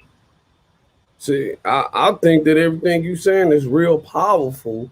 You know, because I think that this is phenomenal. Now, with you dealing with African American hair, how do you handle issues such as girls who get like micro braids and then they get all of their edges torn off? Like what? Okay. So when I used to, let me just go back. So I was a salon owner for 25 years. And I, from day one, always was about growing hair. One thing that you don't know about me that I have not mentioned is, I know everyone heard of Madam T.J. Walker. Anyone know who that is? Yeah, I'm from St. Louis. You know who that is? Yeah, I'm from St. Louis. I know about her, Annie Malone. Like, they those are St. Louis people. My grandmother that lived to be 99, she just passed a couple years ago. She actually graduated from Madam T.J. Walker's cosmetology school. So, with just being around my grandmother and seeing how she took care of, you know, people's hair, she was all about growing hair. So, when I was growing up, that's all I saw. I'm originally from New York, so that's all I saw. It was like you knew who went to the beauty parlor because their hair was the healthiest, it was the prettiest, it was you know, it was gorgeous. But now it's like you have to look at the woman that has the damaged hair because these stylists, they just don't care about people's hair anymore. So when you're talking about someone that's breaking someone's hair type, there's ways that you can get micros. My niece. So my niece has put micros in my hair tons of time, and that's like a real thing when we love for especially in the summertime. But now my hair's gotten so long, I'm just like, nope, braid it down to my two cornrows, do my treatment, so wave on my head, and call it a day. And I want to just say this right now. For anyone out there that may be wearing a wig, the way to protect your hair and your edges is before you put that nylon cap on, you need to moisturize your hair, put a plastic cap on your head, then put the nylon cap on. That way your hair stays moist. So if your wig rubs back and forth, you don't have to worry about rubbing out your edges. And it's not that hot when you just sweat like crazy. So getting back to micro, there's ways that you can get micro braids and not pull out somebody's edges. When you see edges and different things like that pulled out, that's because that person braided either their, you know, we have baby hairs for a reason. Baby hairs are not meant to be braided. That is the most fragile hair that's on your head. That hair is not meant to be braided. It gets people where you can't see nothing. It just looks like braided scalp. So when they're sitting in a chair and they're noticing that their hair is, the person is in the back and they already have a headache, then that's going to be too tight, and that's a sign of a problem right there. Because proper braids, when they're not too tight, should not cause you to have a headache. And then so what happens is now you're pulling, it's like, you know what, listen, I wanted to tighten you to get it. I don't want the things coming out. I'm a rock to put on something. Or if they're too small, something that's too small, by the time you're trying to take it out, you're pulling your natural hair out with you. So once the hair gets pulled out, that's what they call traction alopecia. That's when that hair has been pulled from not only the scalp, but the follicle as well. And and that's where you start getting that loyalty. And a lot of women suffer from that, but they're not trying to do anything. They're not trying to do anything to make it better. If you don't have any edges, first of all, stop the braid. Stop pulling your hair back into a ponytail, knowing that you're just down, making it recede even more. And stop putting all that gel and stuff around your head. So it's a lot of things like that. So most of you listen, you want micro, get them a little bit bigger. If you want them real small, put a braided wig on. I'm just saying. But take care of your hair. Don't sacrifice your natural hair for a hairstyle. That's powerful what you just said. Powerful. What's your opinion on glue, like weave glue, things like that? No. My opinion on glue is that no one needs to use it. First of all, it's toxic. Look at the ingredients, just look at the ingredients in the glue. First of all. Second of all, why would you want to glue something down on your head? Why would you want to come down the cap? Oh, no, I don't glue it on my hair. She puts it on the cap. Okay, well the cap, that glue is still seeping through from the cap into your hair. Down until onto your scalp. Now let's say the one that just put it right on their scalp. All of those toxins, those harmful toxins that's in that glue, seeping on down into your bloodstream, baby. Right in there. And then when it's time for you to take the glue out, when it's time for you to take that weed out, you're pulling so much of your hair out. But they'll argue the fact, no, they got this stuff that I can put on it, and it's gonna make my tracks fly right off. No one that has ever had any type of track glued into their hair can never say that when they looked at the track, none of their hair was on it. No, I agree. You see what I'm saying? So now you're pulling your hair out, and then now because of the fact that you're going to somebody that doesn't care about your hair, they just care about $1. They just care about making that money. They don't care if your hair falls out. They don't care if you never come back. They have the money now. Okay. Usually they got your money. And then now you're suffering from, hair loss. And now you're crying about it. No. You're not doing anything to help it. And then you still go right back to that same person. Then you still go right back to that same person that took your hair off for all these years. See, and I talk about all this on my channel. I used to go live in my salon all the time, just so people could see. Oh, well, she's speaking. Okay, now what she's saying, I'm watching her. See, I'm a fan already. Now you said that you're originally from New York. Have you ever lived around like a Rally's or a Checkers fast food place by chance? No, we never had them up north. I didn't learn about like Checkers. That's a like they sell hamburgers and stuff, right? Yeah. Yeah, I didn't learn about that until I started visiting my father that lived in Charlotte. Okay. I actually went to South Carolina. Yeah. So I found out about like Crystal. We have like Captain New York. Mm-hmm. So I found out about Crystal Burgers and places like that. Shake and Steak. I think that's Steak and Shake. Steak and Shake. So yeah, we don't. It's a lot of restaurants here that wasn't that like what's going on up in the city. So like I have been like kicking it with young ladies, and you will be like cool, but then you'll get close to them, and they heard me smelling like old Rally's French fries, old Checkers French fries and stuff. You know how when they go stale. You know what that is? Okay, so during that time, do they have a sew-in? Yep. They be having them sew-ins. Okay, let me tell you what happens with that. All right. Okay, people don't realize that when the right to do sew-in at one point, people don't realize that when you have a sew-in, you should not be shampooing your hair when you have a sew-in. A sew-in is considered a protective style. Sew-in weaves are considered protective style.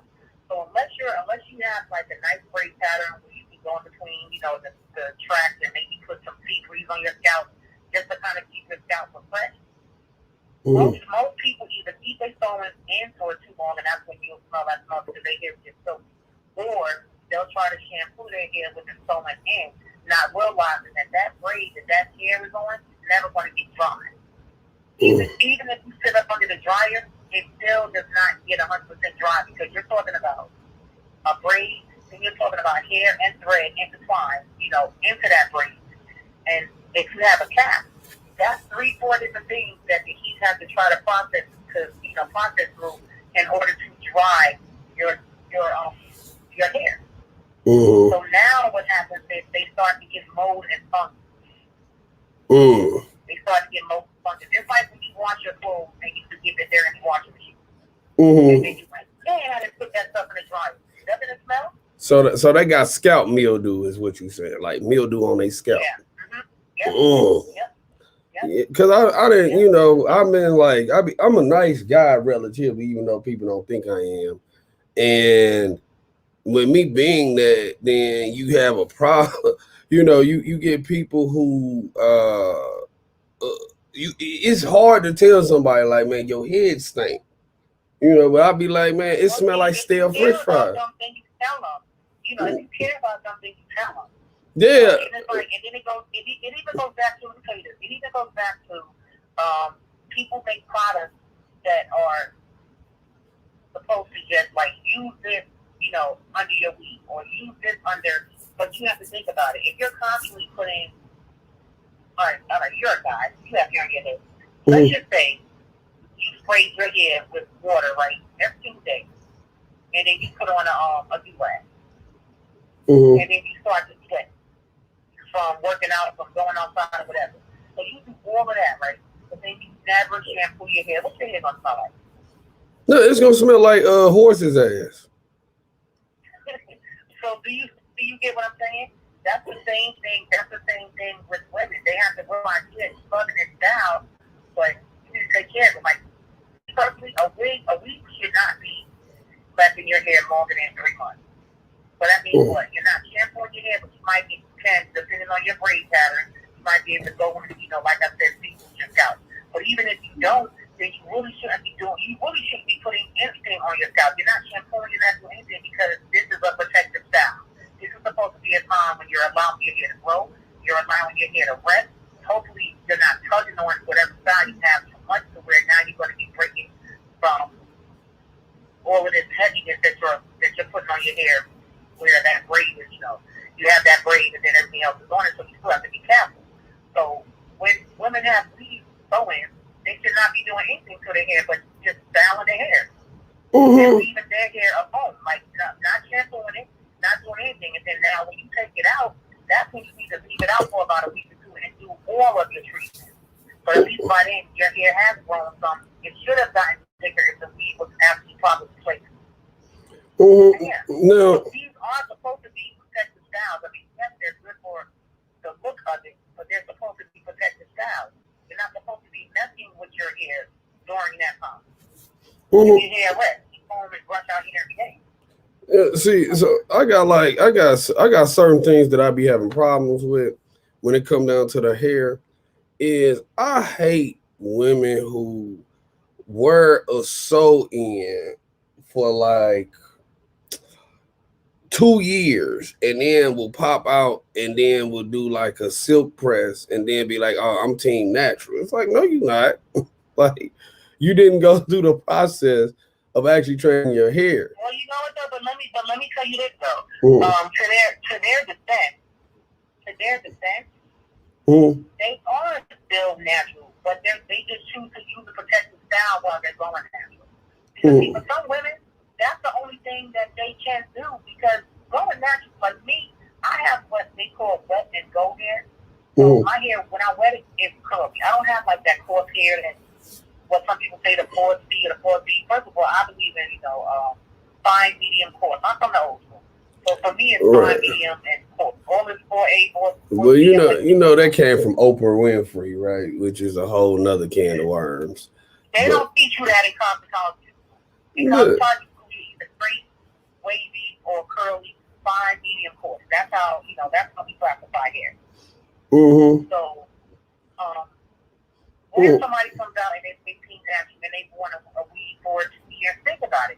They may have been one of those women that was like, listen, if I wear my hair out, I'm going to cut it. Or if I wear my hair out, I'm going to put a relaxer back in. No. It's easier for some people to just do it that way, and maybe even transition from a relaxer or just to keep their hands out of it, or to get it to grow. Mm-hmm. So, like for me, right? Why is it? I'll try to understand because my mom, she didn't call me. You know, she chilled with a couple girlfriends of mine in the past, and they would like take out these sew-ins, right? And then it'd be so much dandruff in the hair to where when you comb it out, you have frosted flakes all over the floor. What happens? Like where is that? Okay, wait.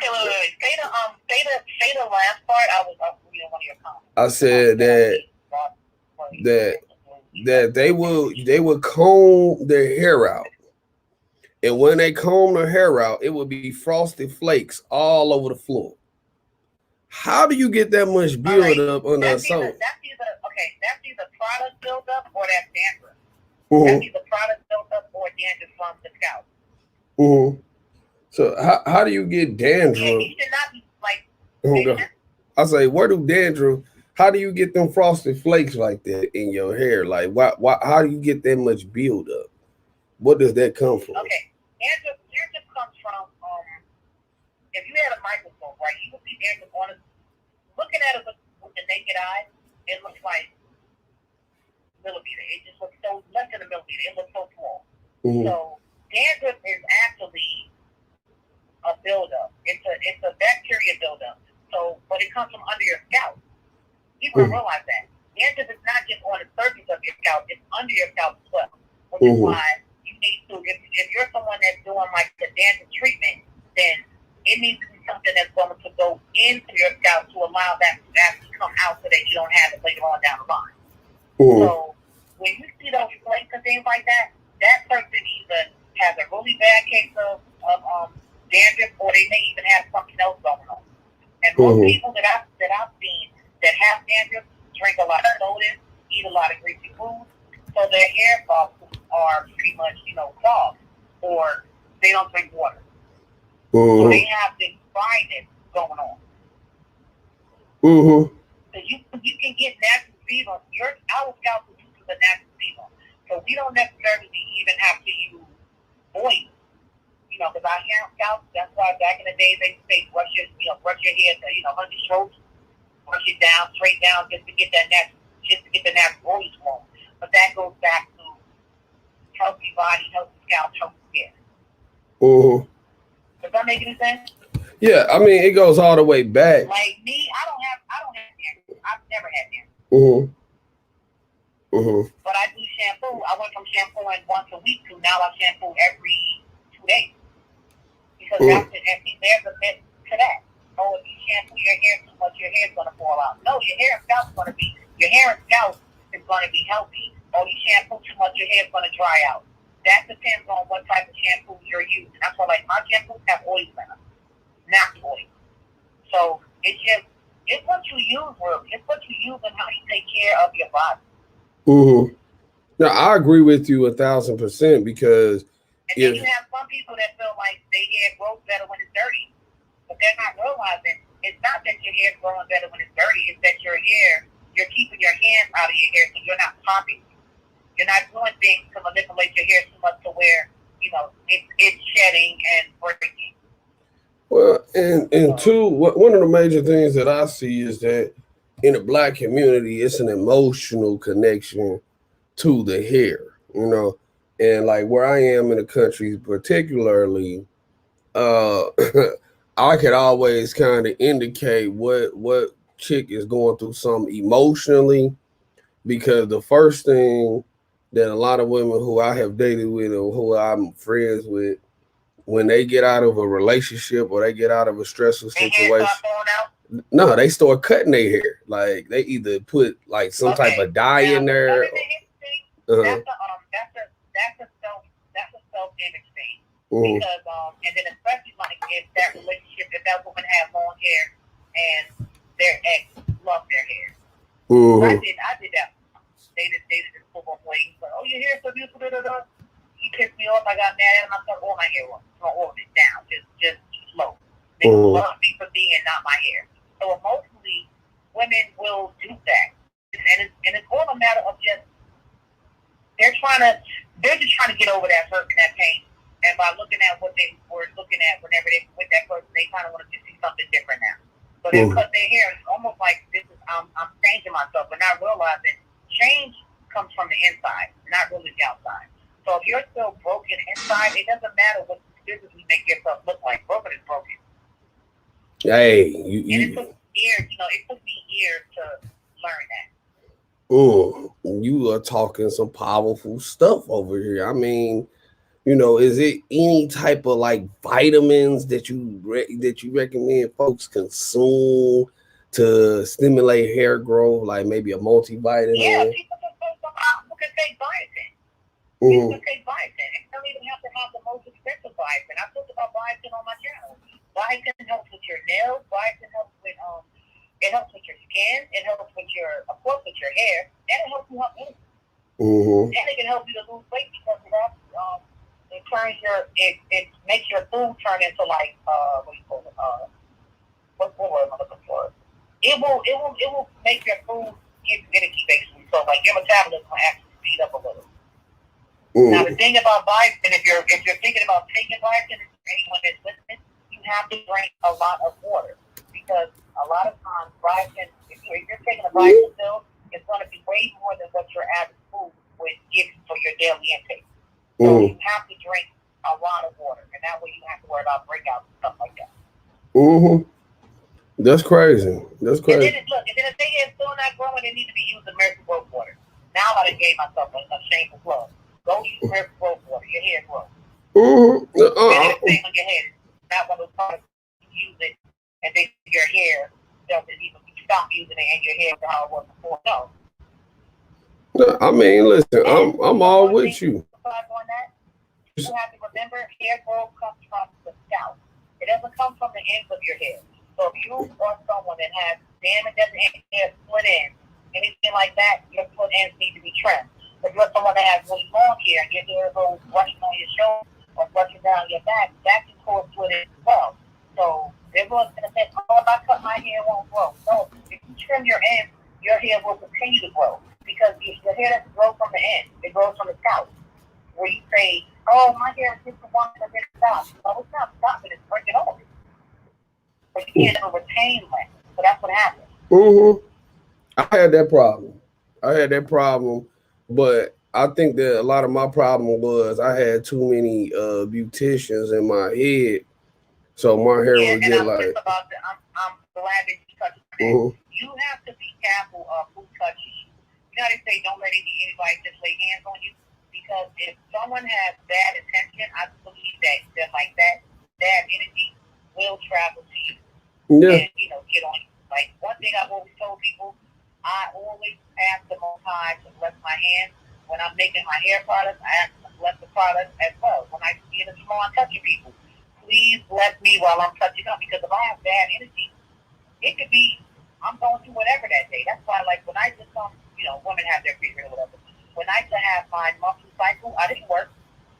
I just felt like, first of all, I got a bad attitude, a stink attitude, and I felt like I shouldn't touch anybody during that time. A man can't even touch you. And the Bible says when a woman actually has her cycle, her husband is not even supposed to lay in bed with her.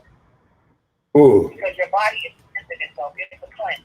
So he's not even supposed to lay in bed with her. And if he does, he's supposed to go wash up and walk with the clothes that he had when he was laying next to it. Clothes that he had on, Wow. So that's something powerful in itself. Wow. I mean, you spitting hot lava grease up in here. And what you're saying is it's potent for me because I'm very big into my hair. But one of the things that I was noticing is when you have dreads is dead hair, so it's low maintenance, pretty much. Yeah. So I don't have to do anything. But one of the things that I used to experience is I would only really want, like my girlfriends. If I was with somebody, I only like really want them in my hair because it's the difference when you got somebody who's dealing with you with love, who they have a vested interest in seeing you your best. But what I see of you're right about that. The difference you care about You are so right. You are so right. Mm-hmm. See, and the thing that I was noticing is that when you go to a beautician, if they not highly recommended, or if you aren't 100% like into their work, then a lot of them just try to get you in, get you out as soon as possible, as fast as possible. Yeah, and this is crazy. This is a conversation that we should have had 2 years ago when I was on the phone. Yeah, I talked about that. And I had so many Google reviews, excellent reviews, and people would say that. You know, she's the only one in there. She listens to me. She takes her time. You know, she's not, I don't feel like just a child. You know, she's telling me to leave my hair. She's not going to oversell myself or add services that I don't need. She really cares. And then when you have a cosmetologist that cares about your hair, it's going to show. It's going to show. Your hair is going to be as healthy as, you know, it's going to be as skin. Yeah, it's going to show because she's taking care. And I never understood why. This person's head has your name on it. This is your work. This is your work. So why would you just do anything to this person's head and they're going to say, oh, what's that? No, I ain't going to her. Oh, I'm not going to him, man. I don't even see what's else in your hair. But it goes back to stuff for $1. I mean, that's why when I got tired of doing hair, and I even did a video with them, most of them on because I kept it up with the years just for people. Please don't go. Who am I going to go to? I don't trust anybody else. But it was like, I would get headaches. I would get nervous. I would start enhancing because I just didn't want to do that anymore. Man, you blazing the mic right now. Because, like I said, I deal with so many folks that try to get you in, try to get you right out. And for me, it takes time to pull off a masterpiece. I need somebody to really take time and find, handle my hair like they making fine china, like they glass making or doing pottery or something. Take your time with it. Don't rush, because I think one of the things. They don't, a lot of times when you got somebody rushing, people believe in the Most High, but they don't live for the Most High. Mm-hmm. And any that might have just come on, when I say the Most High, I'm talking about GOD. I don't say GOD because that's not his name. That's a whole other subject. That's the title. That's not his name. But that's a whole other picture. I mean, you can go there. This is opinionate. We are unfiltered. This is raw. Okay. We give straight up content. People say God, but his name is Elohim. That's his name. Elohim. People say Jesus, but his name is Yahweh. Yeah, okay. Because, Jesus is not a evil name. It's not. And remember, he's evil. Yahshua ben Yakin, right? Even the mother J. So some people say Yahuwah or Yahusha.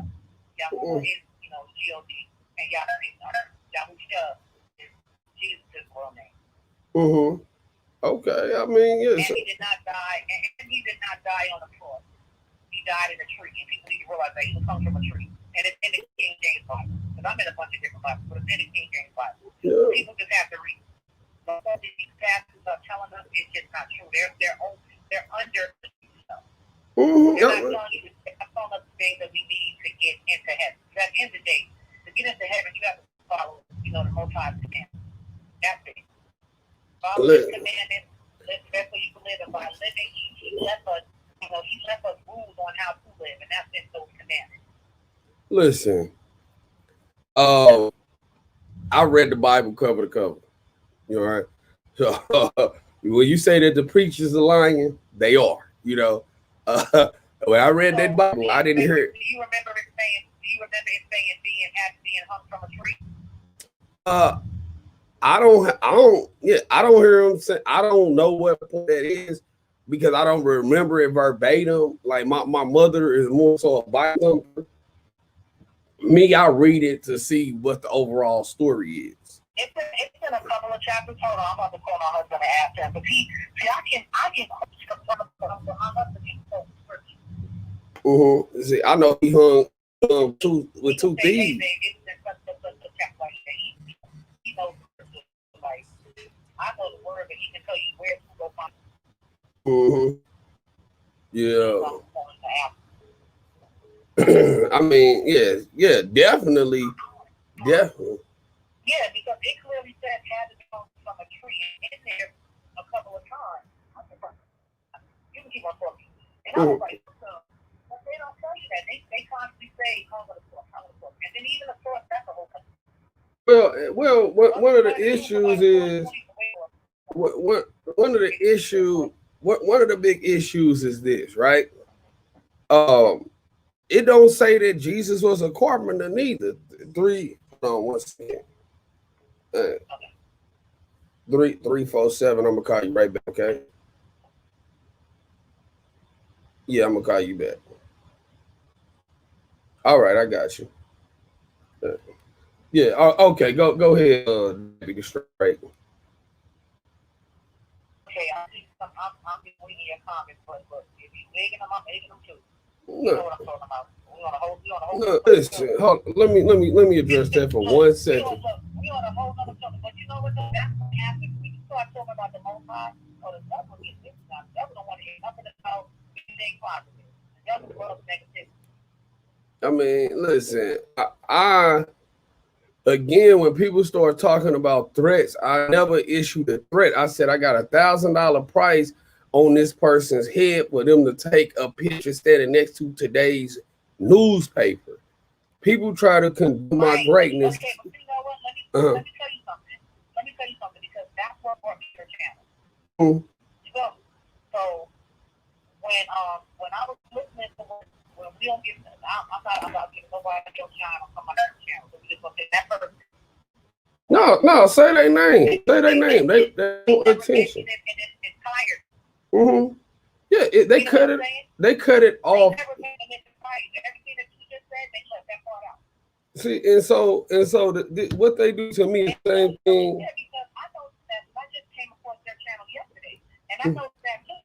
Like, why are you not shooting? So that's like somebody trying to come for me, but never shoot themselves in the video. Everybody want to jump the bandwagon and take their side. Look, this person in myself. Show your face. Yeah, Why aren't you showing your face? Oh, the same thing that this person, Sharon Winbush, person who I call Wizard of Marina Del Rey, the reason why they condensed me tonight. Before you, because I know you're gonna remember what you're gonna say. So I just found it's going back to him having from a tree. This is Acts chapter 5. It says, I'm just gonna how it says Peter and the other apostles. We must obey those people that God. We must obey our God. We must obey God rather than man.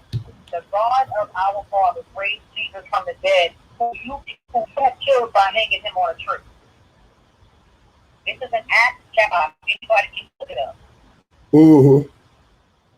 Acts. Anything about him being crucified on the cross. You had killed by hanging him on a tree.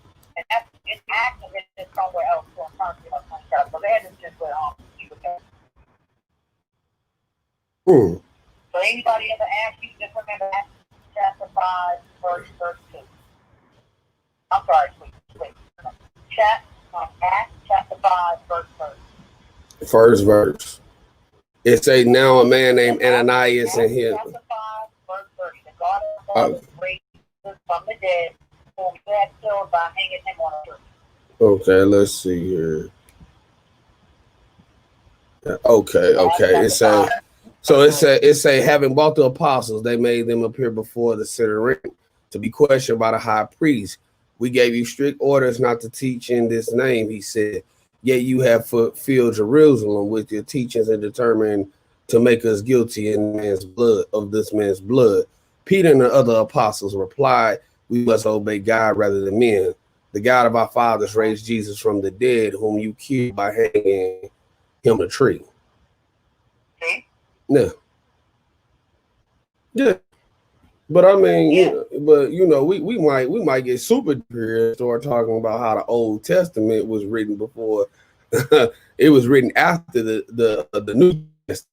But this is real deep. And you know what else too? A lot of people don't go back to the Old Testament. But that's just like walking before the fall. You have to go back to before you Mm-hmm. The opposite starts at. You understand what I'm saying? The first part at one. Well, so people think that with this New Testament, oh, you don't have to follow the old. Oh, yeah, do. You still have to follow. You still have to follow the commandments. Live by the commandments. Mm-hmm. That's it. Well. So more, still more. Well. It's just old laws, but they need to go back to the old and read. Well, I look at it. Understand it before they go on be burning in hell. I look at it. I look at it like. Hold on 1 second. Hold on. Hey, babe.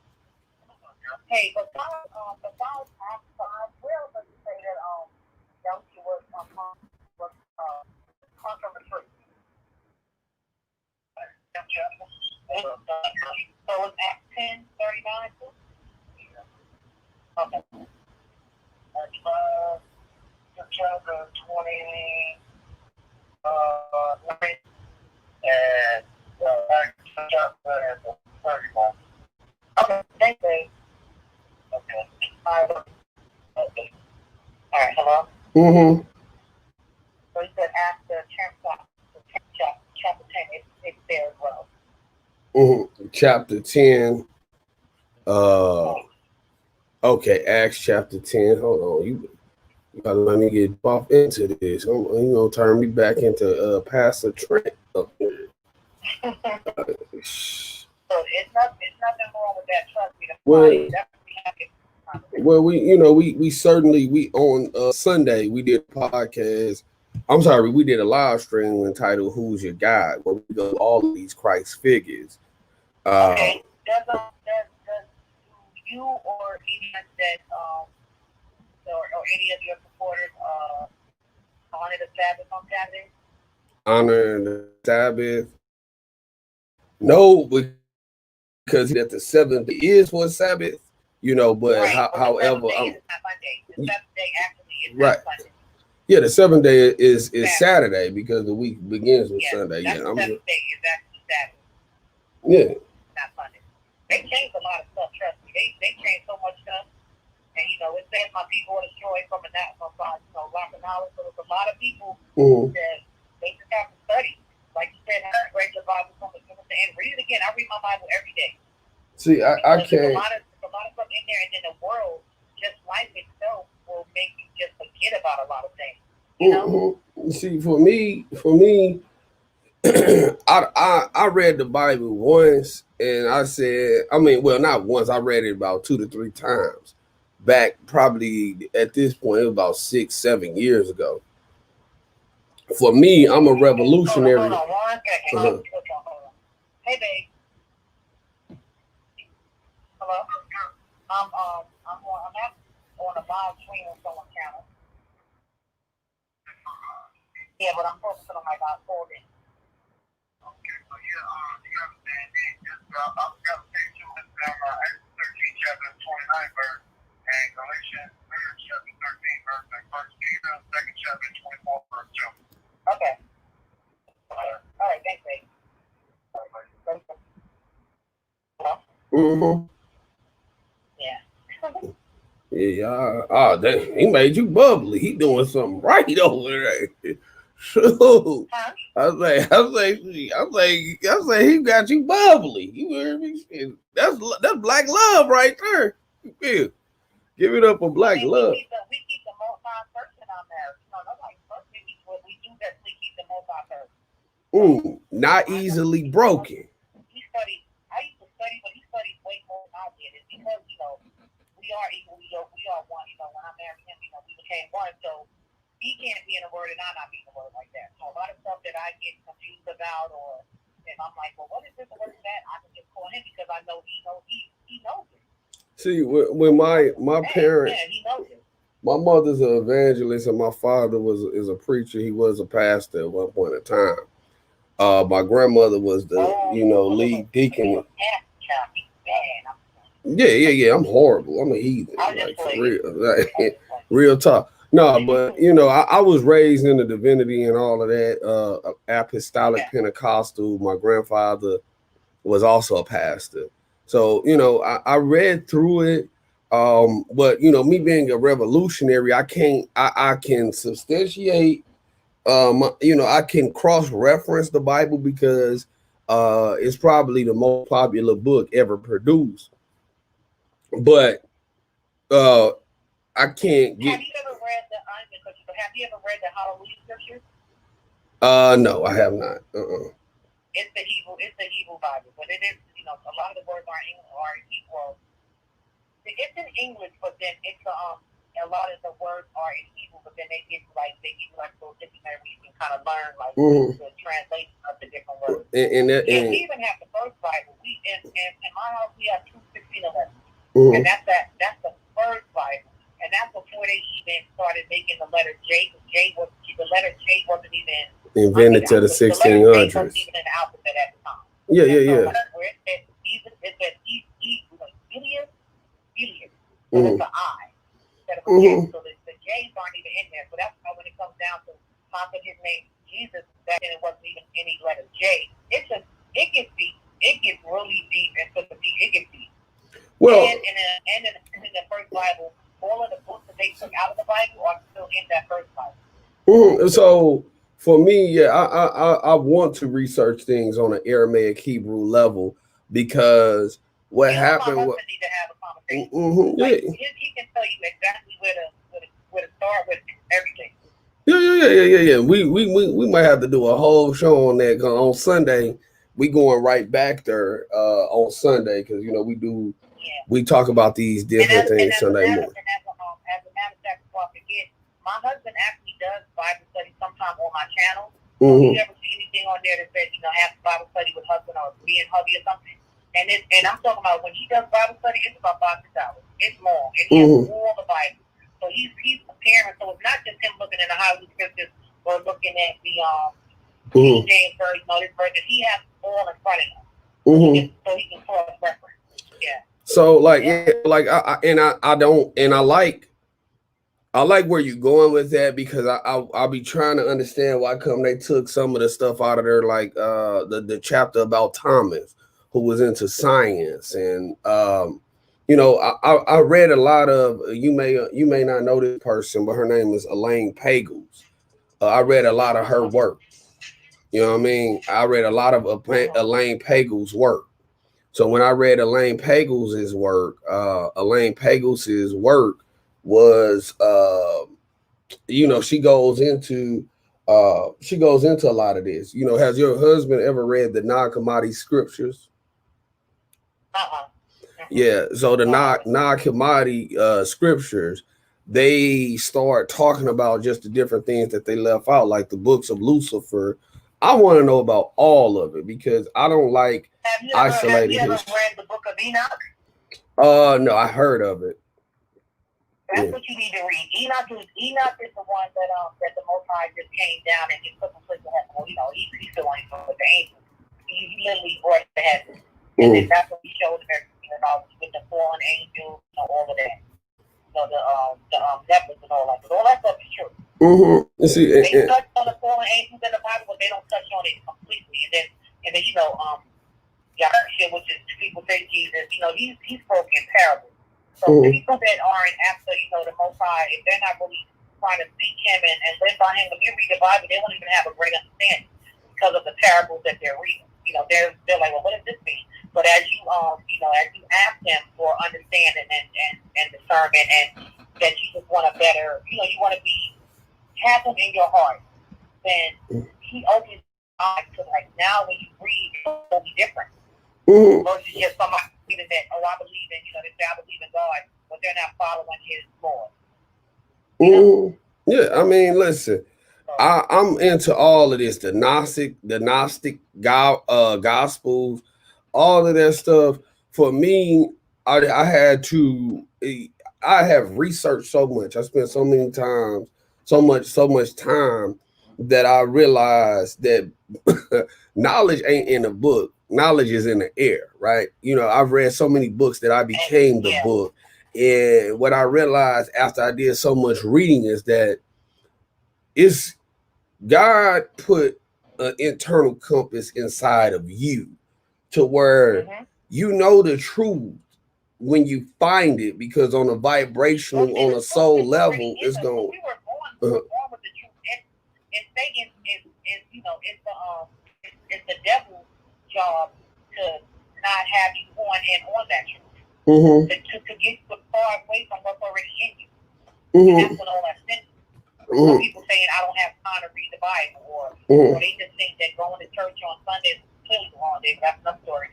Going to church on Sundays and listening to this pastor preach for about 20 minutes, because you don't preach the whole time. You leave, you don't learn nothing, but then you're going home to watch a ball game, or you're going out to eat, or anything. You're giving them all time an hour of your time. And that's why they say, like, Saturdays we honor the Sabbath. I talk about it on my channel all the time. Saturdays we don't work.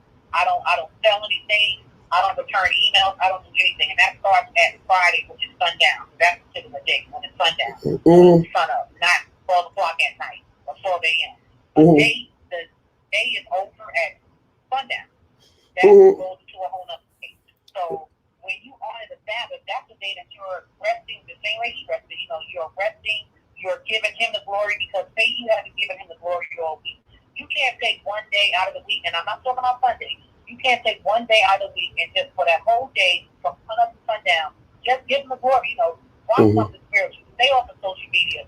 Do something positive. Help your brother. Help your sister. And you're doing this more than you're giving to him more than 1 hour or 2 hours. You get dressed up and you go into the synagogue, and it's like, oh, I'm like, girl, I'm gonna pay my tithes. I didn't get what I had to do, and now you're back to the world. Yes, and back to doing it. Back to the world. He woke you up. He wakes us up every day. I get so tired of people saying, I had to work. I had to do this. I just don't have time. Okay, but he had time to wake you up. And see, when I was younger, that was what made me go away from that's what made me get away from the church and everything like that, was because Jesus was like low maintenance. Like, you can go out here and shoot 500 niggas, you can go out here have unprotected sex with 1,000 females, you can go out here cuss, you can fight your mama. But as long as you say, I accept Jesus Christ as my Lord and Savior, it wipes away all of the bullshit that you did, and you just good to go, and that was my initial. And that's not true, because it's more than accepting him. It's more than just saying accept. That's a start, but then you have to live correctly. Then you have to start following those commandments and apply it to your life. That's it. And people think that people tend to think that you can't have a life because you're so churchy, you didn't do that. First of all, my husband and I won't even go to the synagogue anymore because we weren't learning anything in there. And then when you ask them questions and you the truth and you're asking them, why aren't you teaching this? Oh, they're not ready for it. You basically telling me that you're gonna teach me whatever, a bunch of malarkey, but you're not teaching me what I need to make it to heaven. You get what I'm saying? So why do I still want to come here and learn up under you when I'm not learning anything? I learn more at home doing my own studying on a daily basis. So people think that people that are people that believe in the Most High, that you have to look a certain way or act a certain way. No, you have to be respectful because our body is our temple and it lives within us. That's just like I see a trip, and I talk about it all the time on my channel, all the time. Because I'm like, no one's ever going to tell my story. And he does go after, he's not going to go after the people that are already good. He's going to go, because they're good. They already know where they're going. He's going to go after the bag, the thieves, the murderers, the prostitutes. He's going to go after those people because then those people can bring other people in because now you have testimony. See, so when you know where you come from, and then you know the only thing you have to do is call on the Most High, and he changed your whole life, like everything that you've done because you've actually become a better person, and you're trying to do the best that you can to live by those commandments. When I say your life gets so much better, you smile every day. You don't care about what people say because you know he is making your enemies your footstool. So you don't care about what anybody else has to say, especially people on damn social media. The social media is the devil. I'm sorry. I'm sorry. It's just too much. People want applause. How about you want an applause on the Most High so that your name can be written in the book of life? Well, and when you start saying how you got here, then that's a whole nother thing, right? Because I grew up learning about Moses, and Moses, he said, a lot of people say that Moses said that the truth shall set you free. He say, no, let thy words be thy truth, and that truth shall set you free. So when these people be attacking me and lying, taking 9-second clips and making them be something sinister when it was not meant that way. I don't worry about it because I got the truth on my side, so I'm free. Let me just say this. I've learned just from, and if anybody, I'll just say my age. I don't my age, but I'll be 49 next month. I'll be 49 years old, so I can consider myself to have good wisdom. I've done it all. So you get a second, make sure you also check out my film channel because I did a web series, but the web series I talked about a lot of stuff in it, and I know it can help somebody. But what I've learned when people start to target you or they try to switch your words up, or first of all, there's one giving you relevance because had I not seen that, I would have been over here on your channel. And think about how many other people have seen that and now they're going to search for you. So little do they know, they're actually growing your channel.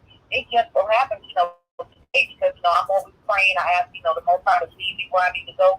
And I didn't know I was going to come on here and start talking about the Most High. So think about how many people that even did that. So even just something negative that someone was saying on their channel brought out a positive. Yeah. And that's going to bring more and more people to your channel. So one of the things you need to be saying is hallelujah. You get what I'm saying? Because this is growing your channel. And I had to realize that. Because sometimes when people say something out of character, they say it hurts because we're human. But the Most High does not make mistakes. I mean, listen. And when somebody tried to change it, and that's what they did, they chopped it, they screwed it, it's making numbers stupid. Yeah, and listen, I walk a divine existence because I'm one with the earth, and you're supposed to walk, and you're supposed to sometimes walk barefooted on planet Earth to ground yourself so that you are in tune with the earth. All right, now with some of this crap that folks do, I don't engage in that stuff. I'm not the person to go back and forth all day. And people say, and you don't have to because you don't have nothing to prove to nobody but the Most High. Exactly. People going to either like or don't. And if you don't like me, stop coming to my channel, stop listening. Okay, well, this person sent me that. Well, you know what? Come to me and you ask me. But you know what happens is that did you try to email me? Did you try to find a way? Did you even come on my line and try to holler? That's how you got to look at it. You see, what happens is you have people that make claims, people that make attacks. And what they do is they go back and they start pulling videos down and they start trying to close up and cut off what it is that they have said. Well, listen, if you said something or if you said it, you don't have to cover yourself down. You don't have to take a video and make it private if you're a transparent person. So the most comical thing I saw. That goes back to, I've been on YouTube since 2012. If you go back and watch some of my first videos, when I tried to curse people out, but that's where I was in my life. I cursed like a sailor. I didn't care about anybody's feelings. I was like, listen, you gotta come back. I was very rude. I was like a lot of them like that, but I would never take those videos down because that's people know. Listen, that's where I was. That's not where I am. But that's maybe who I am today because it's a part of growing. It's all about growth. No one's who they were yesterday, and you will be who you are. Tomorrow, today. So it's just people leave it up there. What do you have to hide? Stop trying to make it look like you are so polished on the surface because there will be that person that saves that video, and then they're going to use it against you. You just could have gone out there. And see, and that's the thing that I deal with is I don't have a problem showing where my faults are. Because I know that once you recognize that you have a flaw, you have a fault, then your brain will automatically start fixing whatever that flaw or that fault is. But people, I don't think that your brain automatically fixes it. I think that when of course, you have to take, you have to have, you have to recognize it. And then for me, like when I recognize I curse a lot all the time, I had to take it to the Most High and ask him to take that away from me because that is a commandment that we shouldn't curse. So I had to ask for work on me. I didn't have patience. I was like, no patience. I had to ask him to work on that as well. I mean, well, and it's going to, these things, they come with time. These things come with time. So I mean, it's definitely not going to happen overnight. And that's what I tell people, because people contact me behind the scenes and try to tell me I shouldn't curse so much. But you know, I deal with something on a whole nother level, which is I talk to people where they are, not where they should be, not where they going to. I'm talking to you where you are. Depending on the conversation, sometimes conversations need a curse. I'm just saying they do. Mm-hmm. They do. Mm-hmm. And that's a form of judging. And that's what I cannot stand about people. Like, don't worry about who are you to judge me? My person, if I curse, that's not paying your bills. That's not going to get you into heaven. That's not putting clothes on your back or food in your mouth. So people worry about the wrong stuff. You could have said a bunch of positive stuff in your video, and they hear the only thing that they're going to take from that is, oh, he cursed. Well, and you know what? So what about when I said this? So what about when I helped this? You know, it's crazy. Well, you know what they do to me? You will have people who will try to condense me down into a 9-second clip, the same way that they talk about Martin Luther King, but then they condense his whole life down to I have a dream speech. And they don't talk about the Vietnam speech. They don't talk about his views on integration.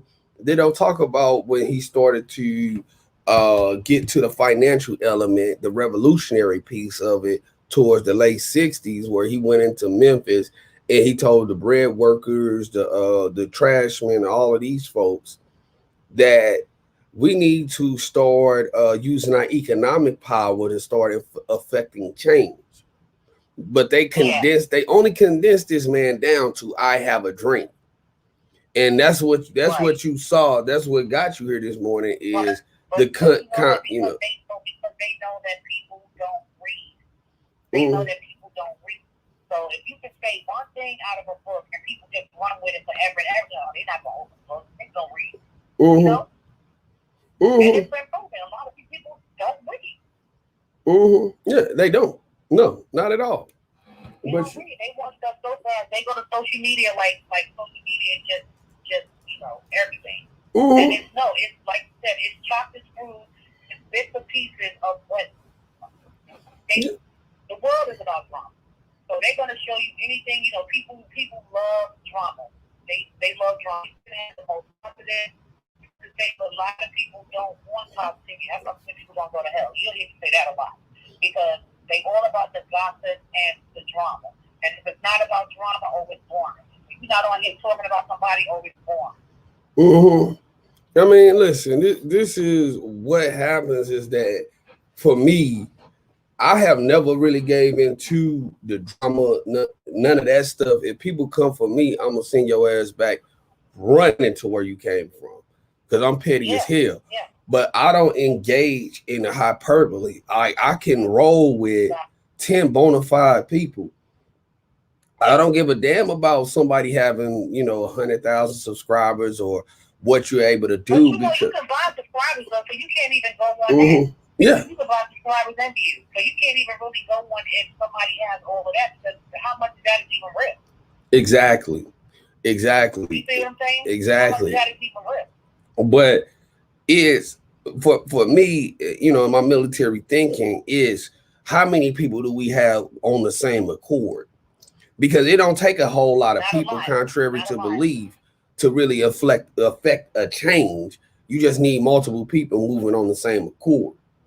And that's what I look at is how many people do we have on this same accord? Like if I say, listen, we need to go and find a way to get to Donald Trump. We need to go and write Donald Trump. And if we could take a block of 200 people that are all moving, uniform, we can get a lot done. If we got 200 people with $10,000 a piece, we have enough money really to go in and start talking about buying banks. We could buy politicians. We could do anything with a small group of people who are like-minded. And that's what I try to do is I try to find those of us who are like-minded, the drama-free type of people, because people love drama. They say that they do. They do love drama. They say that drama appeals to the. You dropping numbers on your channel right now. People do love drama. A lot of people don't like have a lot of drama in their probably everyday lives. So they can't get with a positive conversation. Then it depends on what level you are too. You know, so there's levels to this. It depends on where they are in their level, in their consciousness, and in their mind. See, and I have contemporaries who cannot function without drama, and so you see certain. That's not good at all.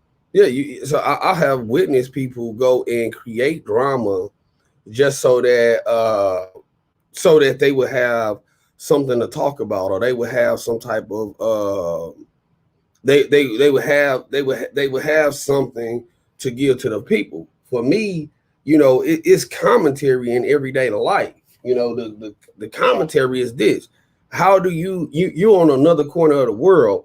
How do y'all view things out there? You know, it said, what was it? Was it Paul or Peter? You know, he say when I was a child, I thought like a child, I acted as a child. But when I became a man, I put away those childish things. And so I say that to substantiate the fact that if I'm over here and I'm surrounding myself with peasants, my thoughts will be peasantry. But I try to surround. That is so, you have to be, you know what they call it,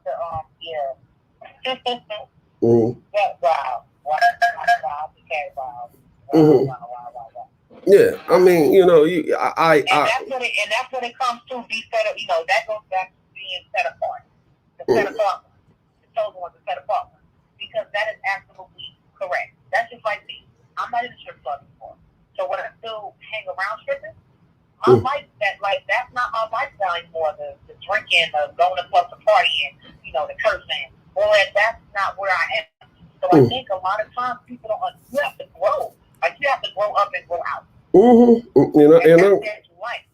If you're not who you was yesterday, then you know what? You can't be with yesterday's people, and it's okay.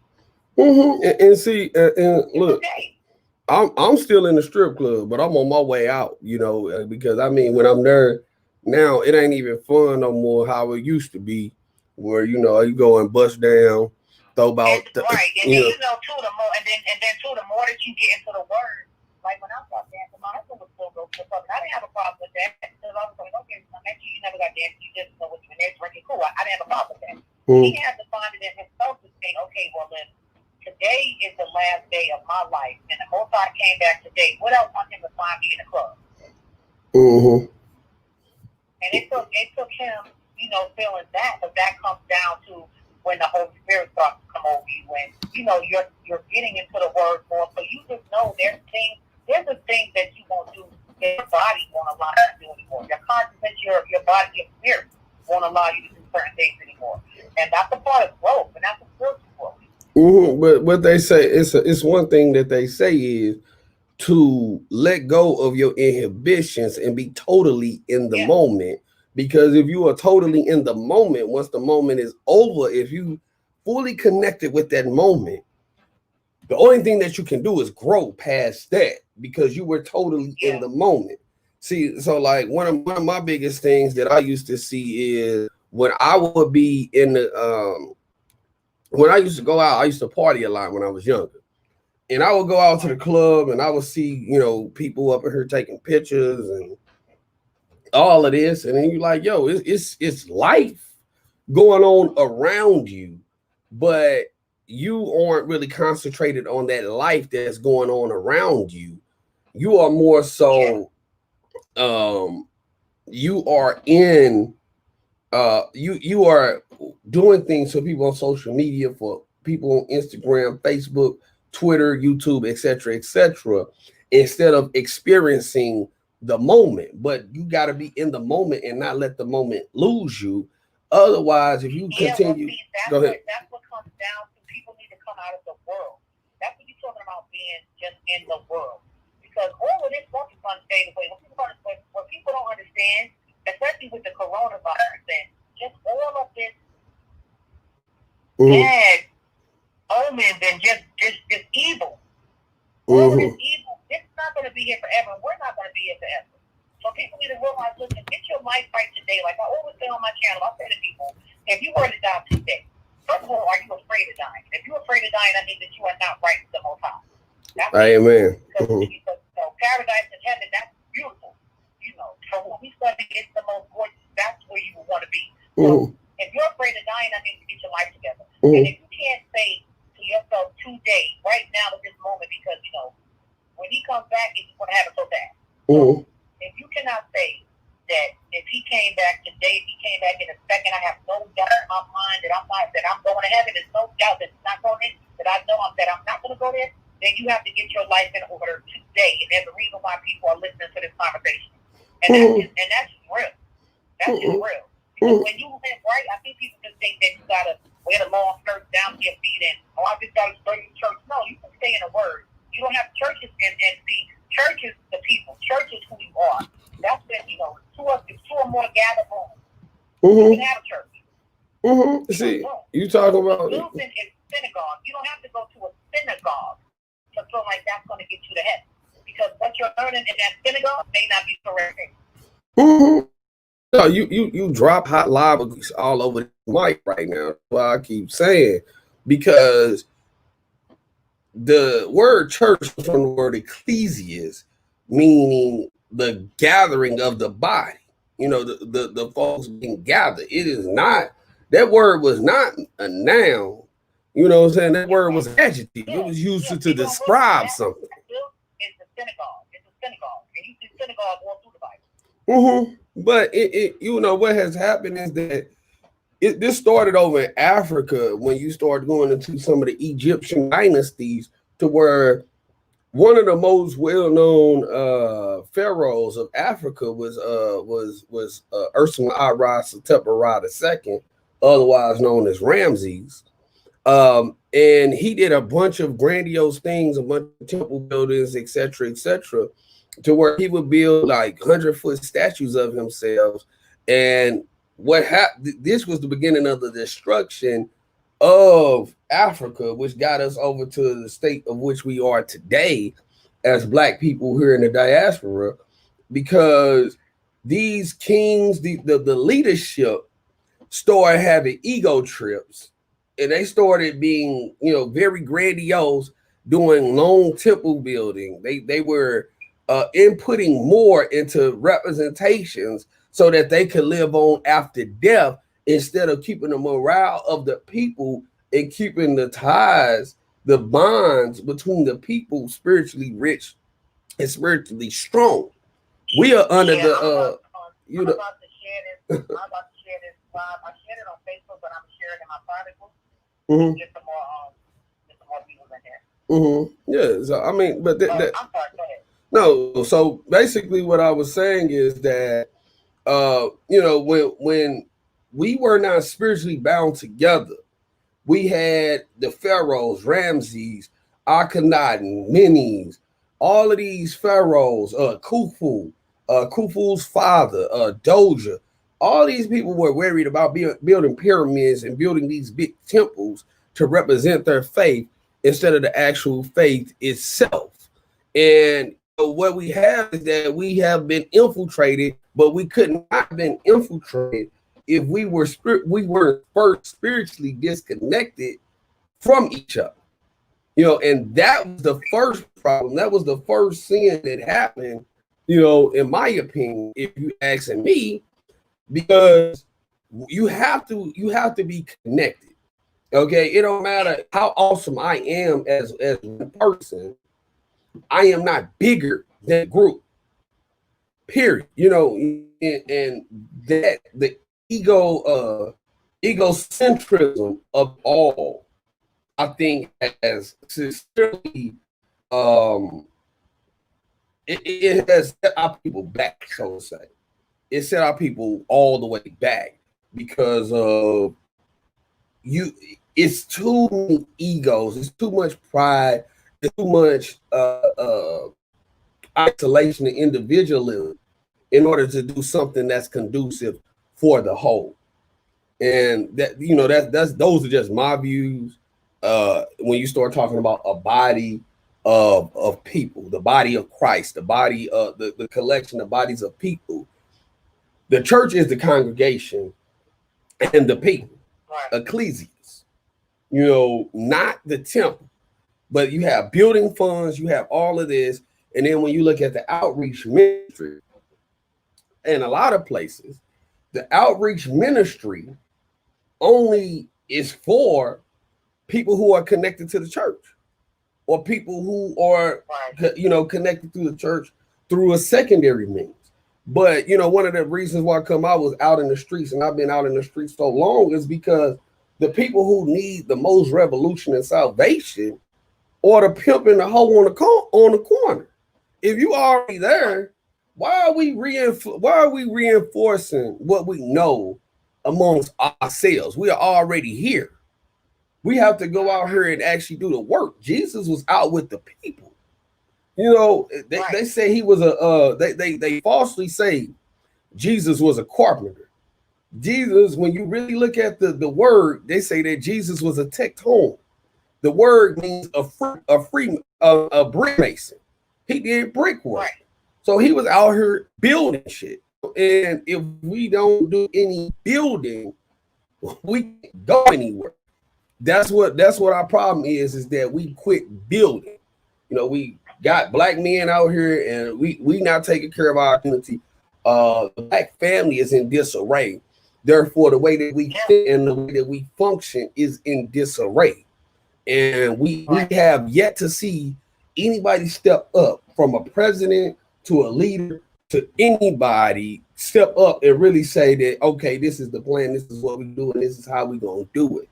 We got people like Michael Eric Dyson, Cornel West, you fill in Louis Farrakhan, to where you have a bunch of people give a commentary as to what the problem is, but then you don't have anybody who's coming with a constructive plan for how we get ourselves out of the situation. And that is the greatest story beyond everything else. How do we get ourselves out of this predicament that we are in? And the only way you can do that is by knowing how the problem started in the first place. But go ahead. You know, the floor is yours. Yeah. So I saw I'm reading looking at the video, talking to you and reading the comments. So that's someone said that you go down when you're speaking about the Bible, and that's crazy. And that just goes to show you where this world is. You know, if you're talking about gossip and drama and different things like that, they're gonna say, they're gonna share the video, they're gonna say, they're gonna do whatever they need to do. But when you start talking the truth, when you talk about speaking, talking about the Bible, and especially the truth of the Bible, why are you running, devil? Well, you know what I mean. You know why are you running? You need to listen, because some people, and I'm trying to pull anybody out, because I know this is no news, but some people probably this is the most word they've heard all week, maybe even all year. Mm-hmm. Because they just don't take the time to open their Bible. Mm-hmm. But you know what? I mean, read, like I tell people, this is how you can start. Read the chapter. Just open it. Just give him some of your time. Give him some of your time, and don't burn in hell for eternity. Well, burn it for the rest of your being. Mm-hmm.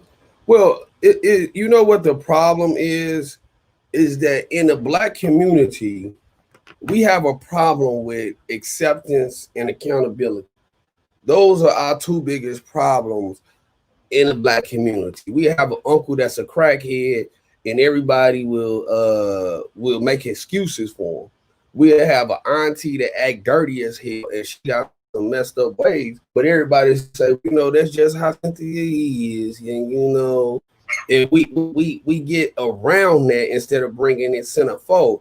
So when we start talking and the views start going down, it's because when you are faced with your truth, it does something to your soul, you know, and you start talking to those people and they can't handle it, because when you hear the truth ain't it's not something you're gonna go and read a newspaper and say, oh, that's the truth. The truth is something that you feel in your soul, right? And so when you start feeling that truth in your soul, then it get into people, and then it starts saying, well, damn, if I'm listening to all of this truth, I got to be accountable for this truth, because the truth makes you accountable for itself. Well, damn, I want to not pay my bills. I want to still sell. I still want to sell drugs. You know, and you can't listen to something that's constructive, because it forces you to make a change.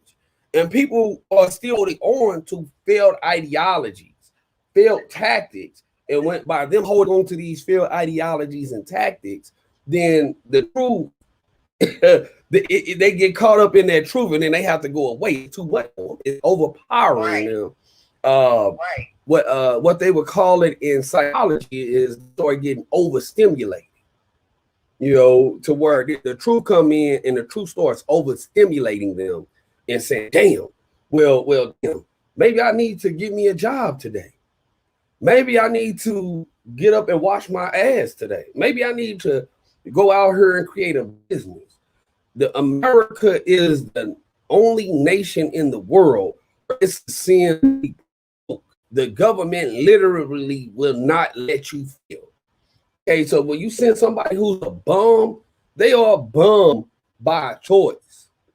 And those are the people that get away when you start talking to this bums, because they made a conscientious effort to not be about nothing. You know, you got to make a conscientious effort to not be great, because greatness is yours. You know, greatness is your birthright. You know, I mean, it's a. We've been oppressed for so long, and the sooner people realize that, the better. But they're not realizing that. So, you know, the norm is to be broke. The norm is to wait on the government for some type of assistance, and that's the norm. And it's just that with a lot about people. Like the handout that the government has actually given is handouts. Even the whole thing with the stimulus check. Listen, unless they're giving you that now every week, what can you do with that $1,000? Still back to being oppressed. Still back to, man, where am I going to get my next job from? I feel personally, especially with the coronavirus, this is something that y'all put out there, so y'all owe us. Give me my damn 48% of you. I'm still waiting on reference. Give me back. And especially during his time, because this is something that they got out of hand. And look. Like, I listen to CNN. When I'm in my car, the only station that I listen to now is CNN. Either NPR, which is, National Public Radio, or CNN. And I grew up with NPR. My dad always played in the car, and I was like, why is he always playing the news? But it took me to get older to say, you need to listen to this stuff. So Trump was talking to someone, he had an interview, and he kept saying, they were talking about the coronavirus, and like, oh, well, the only reason why we have all these numbers is because, the U.S. keeps testing. If we get tested, that's the numbers high. But in the guy was like, we stop testing, like, well, all these people, he said, look at Germany. Germany's going down. Look at what's going down. So he's like, well, they would just read the handbook so the guy's like, well, last year they would have read the handbook. So he said, handbook, and they would read the book about it. So he kept saying, book, are you talking about this? But what book? So in some ways, yeah, y'all knew about the coronavirus last year. And the book that you're talking about is probably what y'all shared amongst others. But you talk so fast sometimes, you don't think before you speak. So you have to think before you speak. So he's not trying to make it better. And me personally, I'm going to be around forever, so we have to wear, so we got to keep a mask on. At one point, I thought, well, this might be a place. But it's different. And anything that's supposed to come to pass, we'll read it again. So first I was like, I don't know, this might be a place. Now, it's something that they put out there. It has a lot to do with those 14 towers. That's the time themselves. It has a lot to do with those 14 towers. As soon as those towers started going up, we started getting sick. And if you think about it, next time you even go outside to find your car, just pay attention to how many 14 towers, 5, my bad, not 14, 5. Pay attention to how many of those towers are. And it seems like when they started putting that close in our neighborhood, and New York is one of the first places to think about it. Coronavirus went rapid. But they have so many 14 towers, and they started putting those queues up. Look, well, it's right there, but I mean, 5 towers. Yeah, it's all right there. It's all in front of our faces. You know, with New York, it came in, it went through New York, it went through Illinois and through Chicago. Those were the first two. Those were the first two guinea pigs, and so now you have had a testing procedure to where they went out and they have basically enacted martial law. Because right now we are in something like this, a straight scene out of the home game. You know, you have to mandatorily go home. Like, you know, this is we are living in basic bastardized version of an internment camp right now. You know, we having our civil liberties taken away. And that is the major thing that we are missing. See, I see things straight down the middle. I'm not for Trump. I'm not against Trump. I'm not for Biden, and I'm not against Biden. I just see things straight down the middle. And I think that Donald Trump was doing a pretty good job as president, but we have to let this COVID-19 response. He has fumbled this drastically. He has fumbled this on the highest of clips. You know, so I have to hold him accountable for it. But we got so many different things that we are seeing enacted here. We have had so many people die since this coronavirus thing have thought. Herman Cain died, John Lewis died, Bill Weathers died. Yeah, and you don't, it's so much stuff going on in the world. You don't even pay attention to all of those deaths. You really don't. And they don't spiritually connect us to why they don't spiritually connect us to these people. So when they die, their deaths kind of get swept under the table. It gets swept, and you get things and then you consume them, and then now it's on to the next thing. This is the never-ending cycle of news. To this COVID stuff and the George Floyd death, they would use R. Kelly to carry every dead news cycle. They would use to drop his case to carry a news cycle. Now they got actual news to report. He's on the back burner. So this is what's going on in the world. That's what it is. That's smarter, man. Yeah. That's smarter. Yeah. Assassination of the black man. It's like they've been assassinating us for years.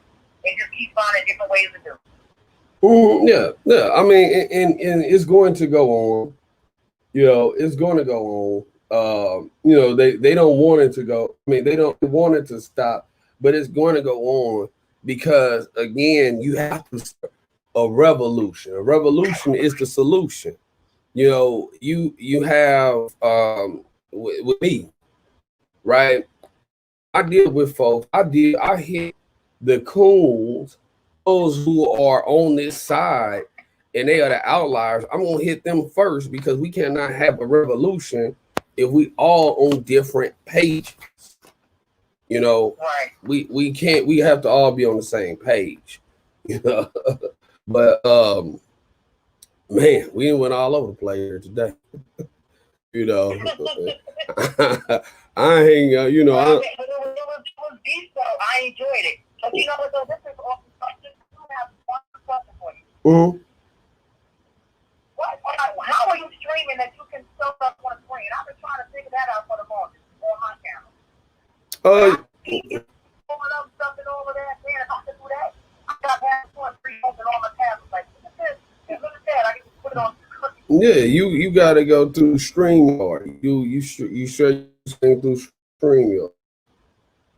Stream what? StreamYard.com.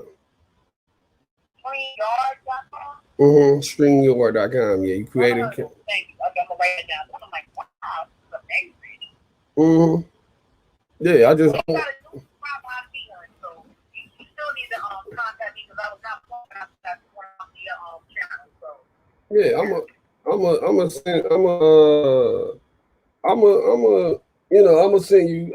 send you a text message or whatever. I got your number and stuff like that. So I'll send you text at the conclusion. This was deep. I'm glad the Most High, working today. Right. Well, listen, they try to condense us. They try to knock us down and relegate us to one point because that's where they are at. Right. And again, what this is something that they have done before. And as I told the hay before, listen, you just get people here, okay? People gonna get here and they're gonna see that's not the same thing. Let them keep on hating. Yeah. They giving you free advertising. Yeah. So this is it. I don't worry about things that are outside of my control. As a man, I know what's in my control and I know what's outside of my control. And so, that's just where I am. Yeah. And then you'll get people that when they see you start getting recognition, that they'll keep you in their mouth just for the view too. Yeah. Well, listen. They do that a lot. And I just don't. I have, I got my two sisters and stuff like that. And if I need to know something, then they bring it to me. They bring it to me. Okay. I don't bring it to, I don't really pay attention to the ground. I don't pay attention to certain things, I don't, it's you have eagles and then you have blackbirds. You see a lot more blackbirds than you see eagles because a blackbird can't fly at the same altitude that an eagle can fly at. So, I'm above the hay. You better drop sometimes. Right. Yeah. I just don't, we don't operate and we don't function at the same level. But I said level to it. Yeah. So and that's just it. I don't function there. So I don't really care about all the rest of it. Again, people hating on me. I get around to them like right now I'm busy. So that's just that's what I've been doing, and that's what I'm up to. You have a question. Somebody says, "Well, y'all be going live again." I'll leave that up. I'll leave that up to it's up to you. I'm certainly always. I wouldn't mind enjoying it. I mean, I would love to go back live again this evening. On what topic? On what topic? Y'all have to give a topic, on what topic. We didn't hit the hair, we didn't went into the religion thing, we didn't went into strategizing. What topic would y'all want to hear? What topic would y'all want to hear? Because I could set it up and send you a link and bring you on the screen. So what topic do y'all want to hear? Mighty DMV, what topic do you want to hear? Good old-fashioned soul food, feeding our souls. We appreciate it. Ed in Houston, as always. Y'all have to give us a topic, people. Give me a topic. I don't know if they want to hear that. They want to relationships. They say relationships. Wow. Okay. Relationship. Wow. Well, listen, I'm here for it. You say you in South Carolina.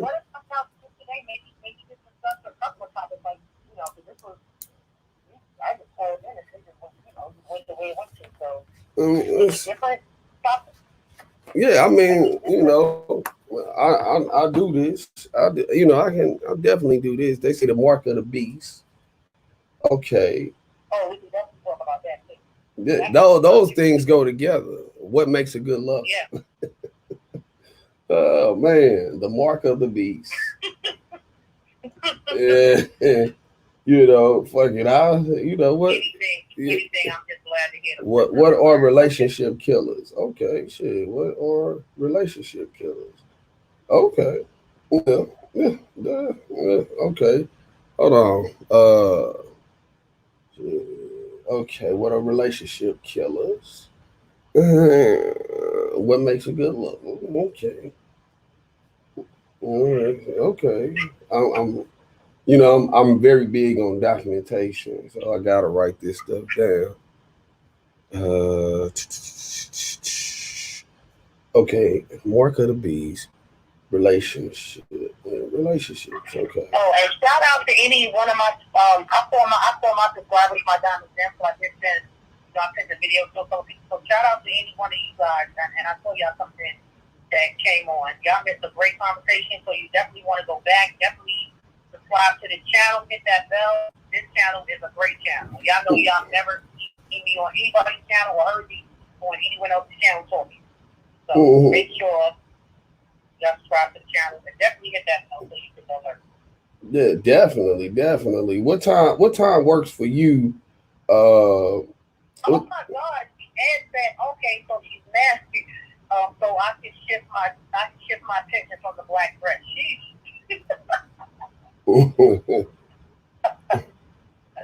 Oh snap! That's funny. Whatever sounds good for you. Okay. Let's see here. Let's shoot for 7. How about 8:30 your time? Because you're gonna be on East Coast time, right? Yeah. Okay, 8:30 your time. That'll work. Are you gonna do like how you can pre-do it and then we can share the link? I was gonna do it live. I mean, but if you want to. No. That's what I mean. No, I mean you can go. You know how you can go live. You can schedule. Yeah, I mean, I'm gonna do that. I'm gonna go and set it up. I'm probably gonna pull. And that way I can still think, so we can get a lot of people on there. Yeah. I'm gonna do it all now, like in the next like hour or so. I'm gonna go in. I'm gonna set it up. I'm actually, I'm gonna go in. I'm gonna set it up. I'm gonna go in and set everything on up. So yeah. Yeah, that way you already have a link, and you know how you go live and be like that countdown. I would count 5. I think because I do that sometimes. It's like you get more people that way they don't forget about it, or people can't say, "Oh, I didn't get the alert." Well, sent it out, hours ago. So you have to do is just wait. Yeah, I'm gonna post it up, and I'm gonna I'm gonna post it up. I'm gonna start promoting it and everything, and that way. And I'll do the same on all of my platforms. Oh, that's gonna be phenomenal. I'm gonna go in and I'm gonna create the thumbnail, and I'm gonna send it over to you. Okay, cool. That will work. And yeah, we could just do it like that. Yeah, we can do it like that. And I could, record it, and I can send you a copy of it in case you want to put it up on your thing. Then hey, that will work. And I'm gonna send you the link that you could log on, and you could have your picture and everything like that up on the screen and everything. So yeah, I'm gonna send you all of that. So just stay tuned. All right, cool. It's gonna be coming to you within the next hour or so. All right. All righty then. Thank you for calling in. It's gonna be fun. I was trying to figure out what I was going to do today besides watch my grandkids. It's gonna be fun. It's always powerful. It's gonna be fun. It's always a building session over here at Apinyun8d. I appreciate it. I love it. Like I said, I'm glad I was sent over here because this is I had a great time, and I thank you for having me. I appreciate you for calling in. Most people are afraid to call in, so once again, round of applause to you for actually calling in. A lot of people are afraid to, so I appreciate it and thank you for that. Well, thank you. I have someone. I'm all over social media, and I'm gonna be scared to call in. I just have to figure out what's the conversation. Oh, I report the news in the morning time. We got to do the ghetto news. So we cover the R. Kelly stuff as well, but we have to expand beyond the R. Kelly thing because unfortunately we can't do nothing right now. We are in the building stages for actually being able to come and do something that's powerful. So that's just it. So but yeah, thanks, and I'm gonna send that stuff over to you. Okay. All right then. Talk to you later. All right, bye everybody. Y'all have a blessed day. And talk later. Okay, bye. All right, y'all. It's time for me to call. Okay, so Listen, what's his name? Joe Biden is not going to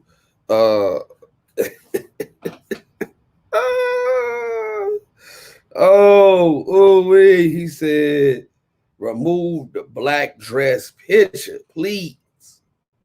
Hey, I feel you. I feel you. I feel you. I feel you. Oh shit, we got to get Oh So Lovely back on the phone, y'all. So give me 1 second to call Oh So Lovely back.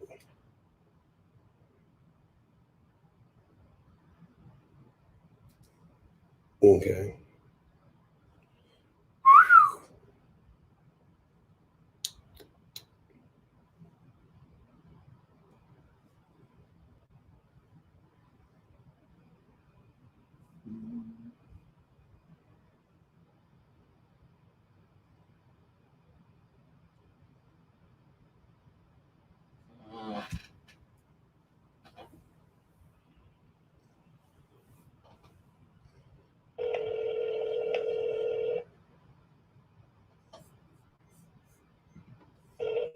Hello.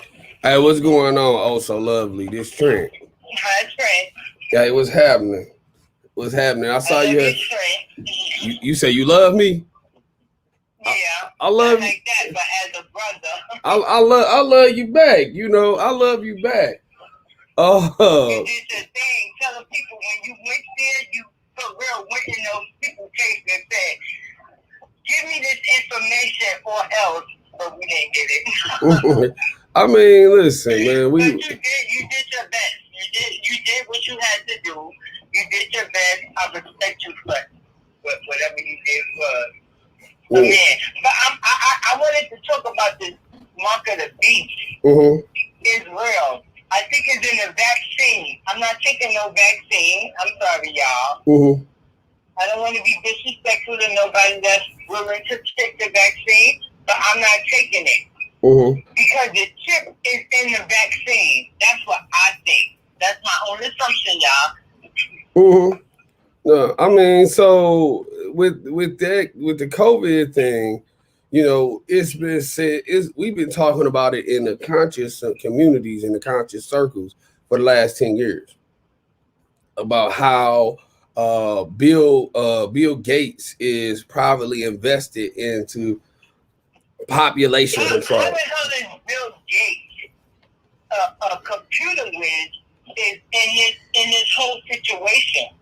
Well, I mean, you know about computers, you don't know shit about medicine.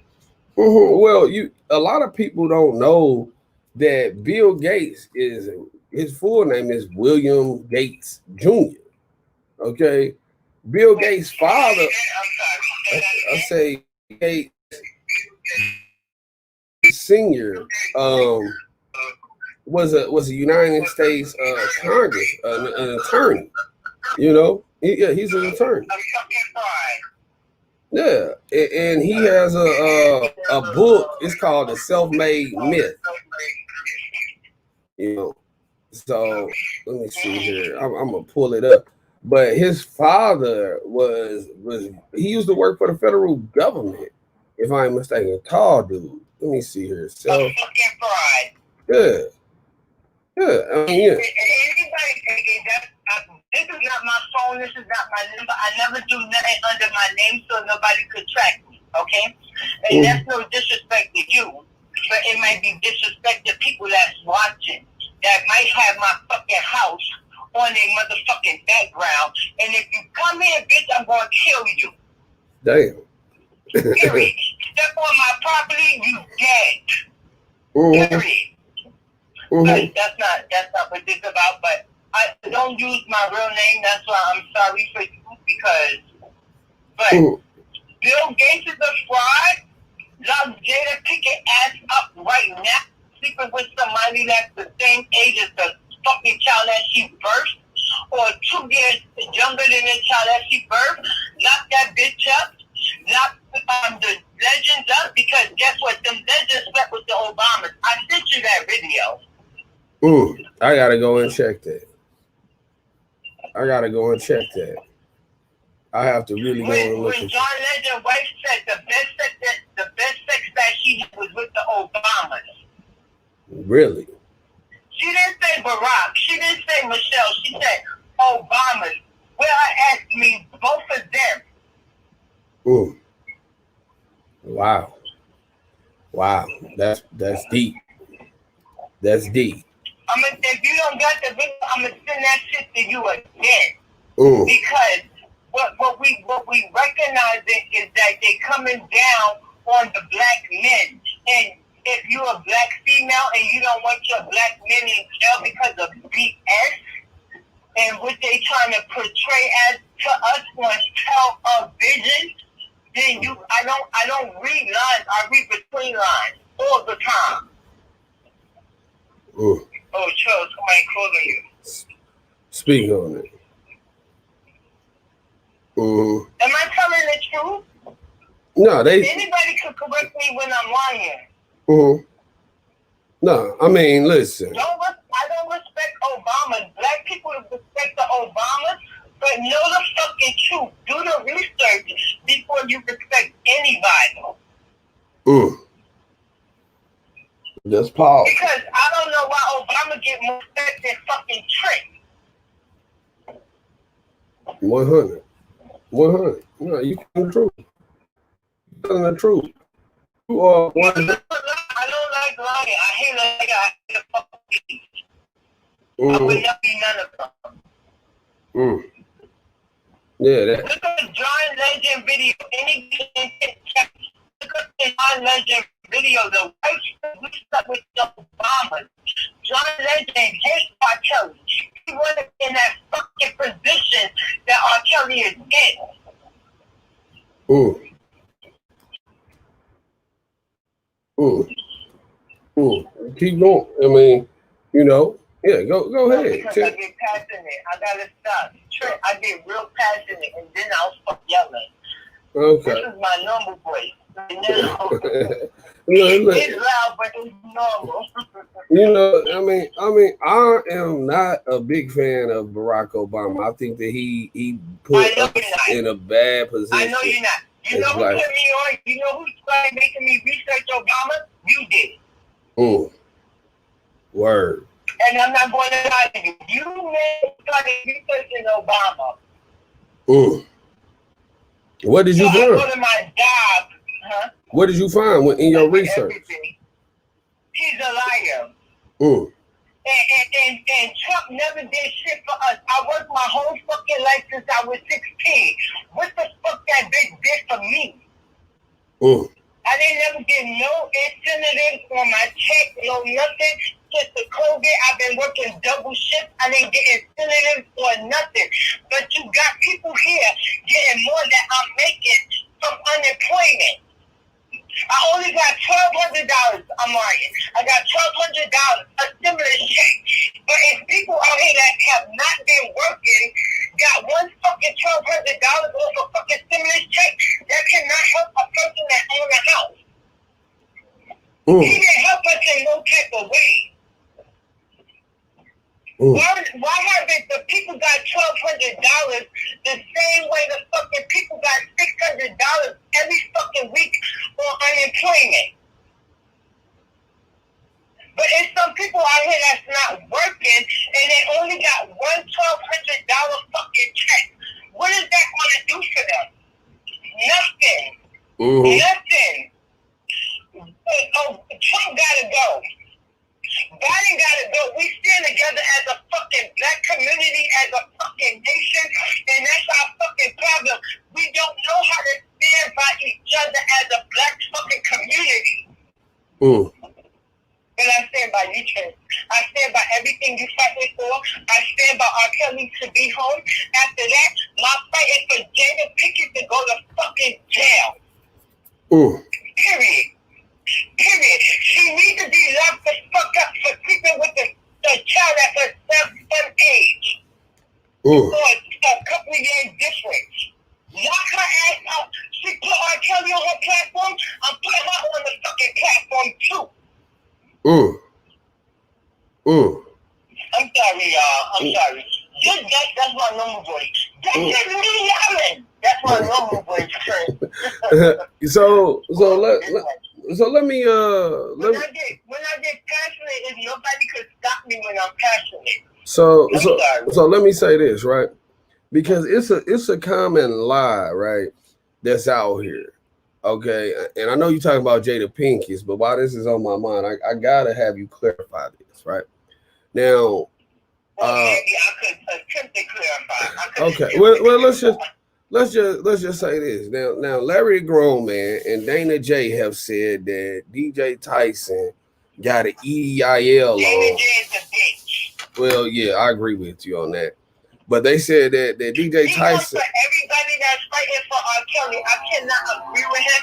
I don't go on his channel. I don't go on Lead Eye channel. I don't go to places. I was so lost yesterday because I don't go on those channels.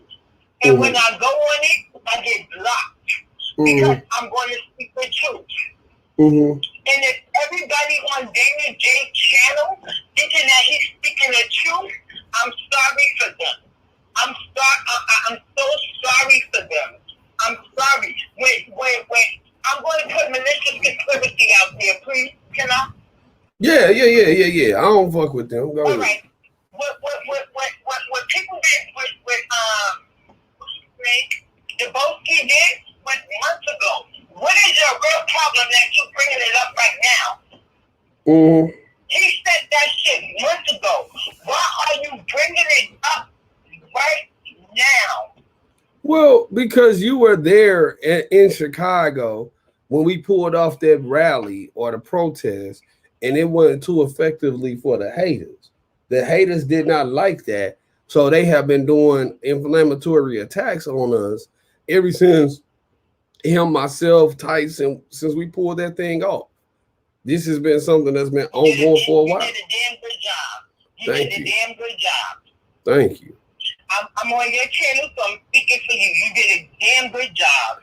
You really went up to them people. I was there. You really went up to them people like you said you did, and you required everything that you wanted, but they didn't give it to you. Exactly. Disrespectful. Exactly. And I'm not going to sit here and lie. Trent did every fucking. Oh, I'm sorry, Trent. He did everything that he said he did. He's not lying to nobody. And if it was 10 people, the Bible said when 1 and 2 is in agreement, I'm in the midst. Powerful. Right or wrong. So it should have only been 2 people out there. You worried about the outcome? I'm not worried about the outcome. I'm worried about the message being put across. So if it was only Trent and Debosky, they got the message out there. Why y'all worried about how many people was there? It doesn't matter how many people was there. Because God said when 1 or 2 is in the midst, I'm there also. Yeah, you talking about it. Go ahead. Keep going. So why y'all worried about how many people was there? It doesn't matter how many people was there as long as the message got across. You know, and you know what? The only reason why they care because they want to make somebody look bad so that they can look good. You know what a person that don't have self-esteem do? They make another person look bad. Correct me when I'm wrong, Trent. Nah, you telling the truth. It's a scientific fact. You make a person look bad so that you can look good. But guess what? Can't nobody make me crush Trent. Can't nobody make me crush Debosky. Can't nobody make me crush DJ Tyson. And that's just it, and that's all because I know y'all have a pure heart. You know why I know you have a pure heart? Every time you leave a live, what do? I gotta take them to the bridge. Got to take them to the bridge. Take it to the bridge playing what? Christian music. You never leave your live on some BS music or I gotta go, that's it, that's all. I always get a warm feeling from you every time, and I'm sorry, this is my first time donating.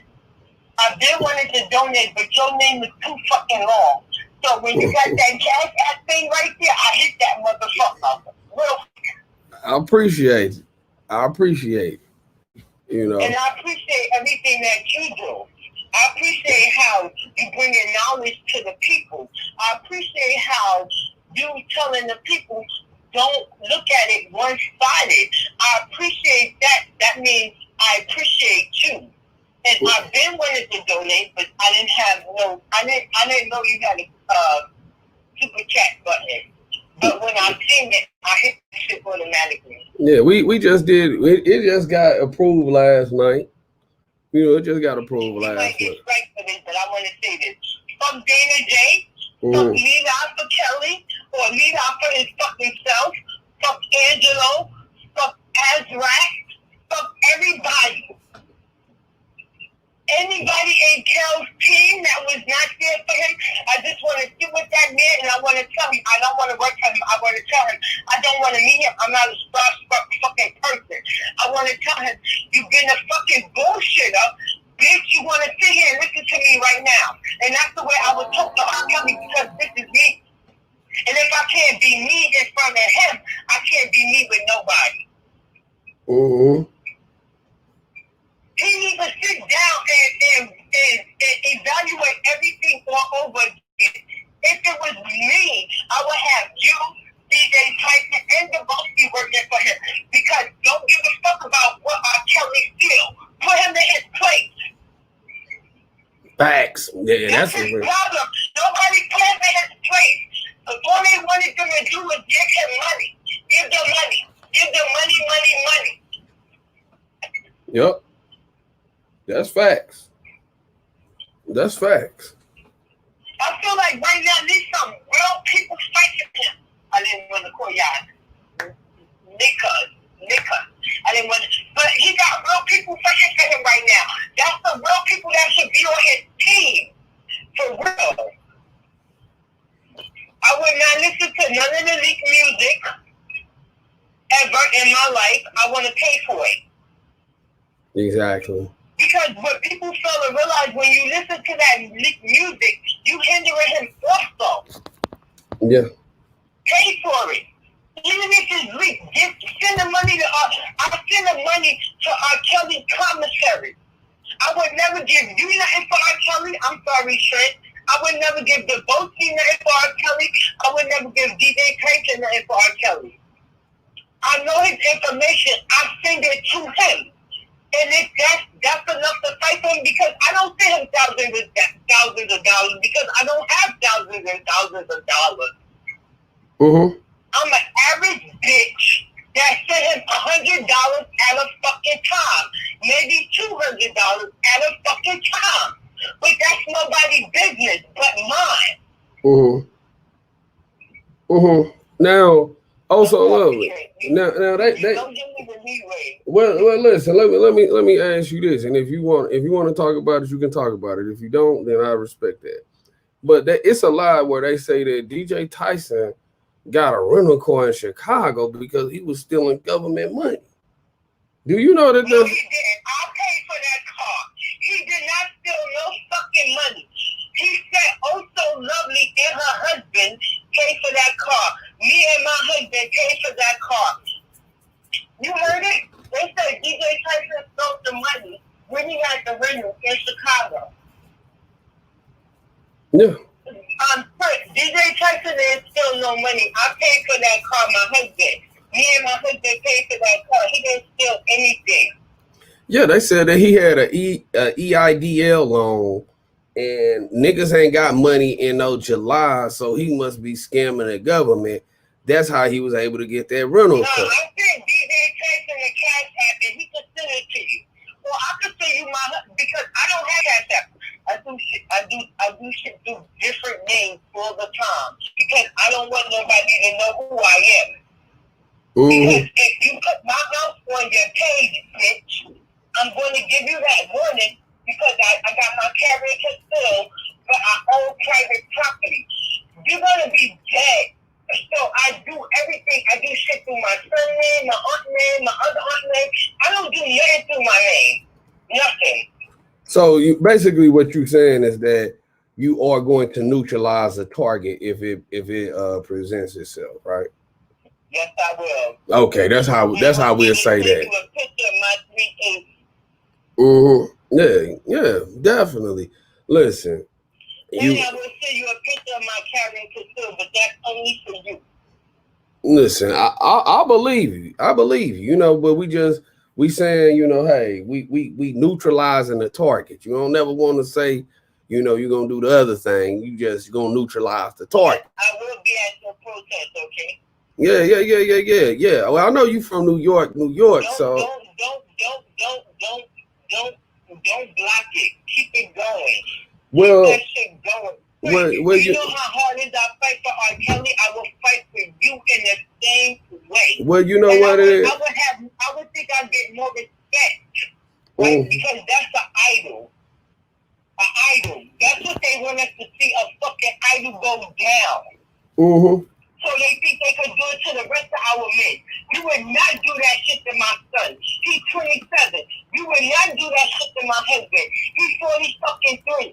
You would not do that to nobody that I have respect for or that I love. Yeah. Facts.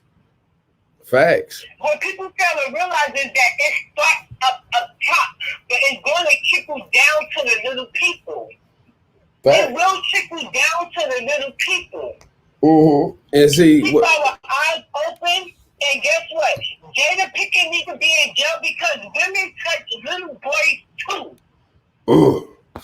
So, do you think that Common did that shit? Oh, so lovely.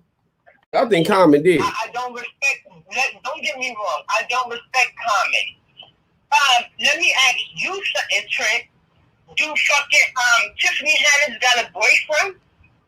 Do she have a man? She said that they fucking. What? She said that?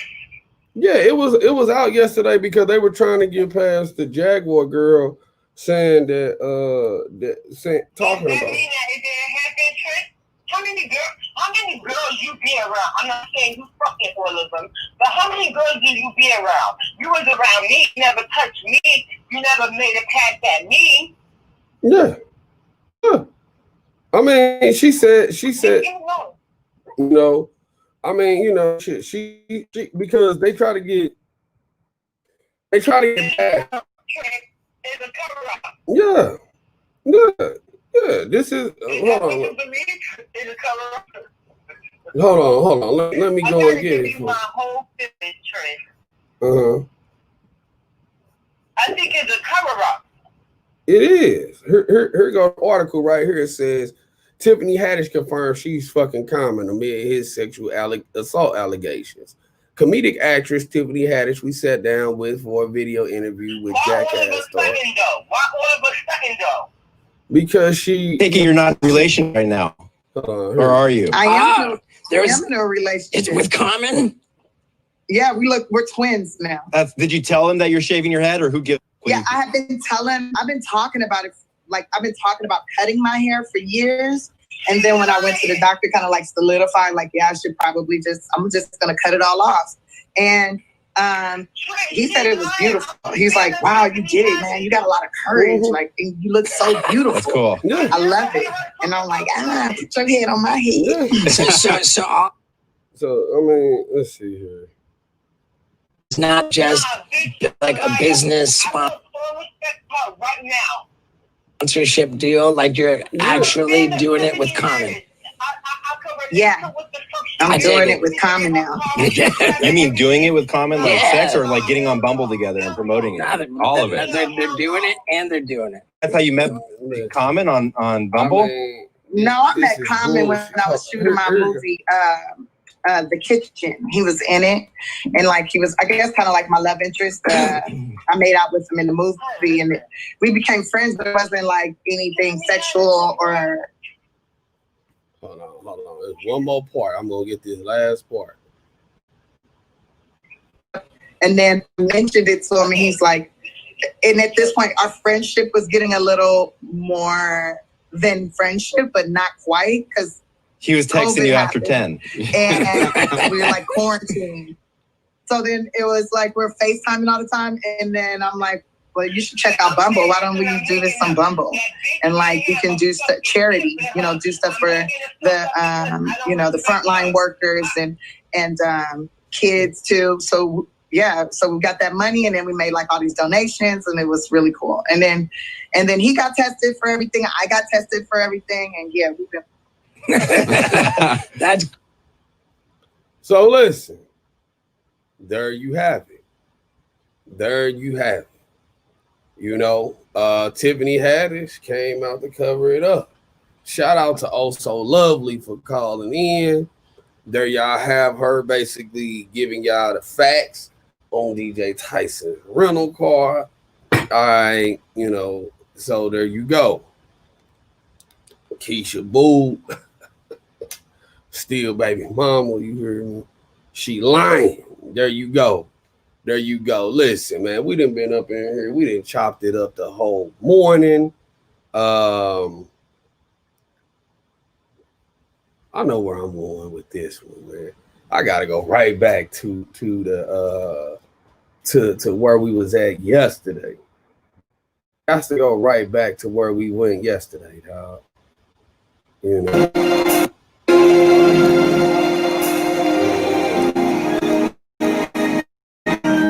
on, keep those hands lifted in the sacrifice of prayer.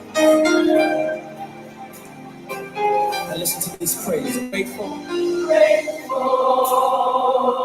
Lord, I'm grateful. Lord, I'm grateful. Grateful for the thing.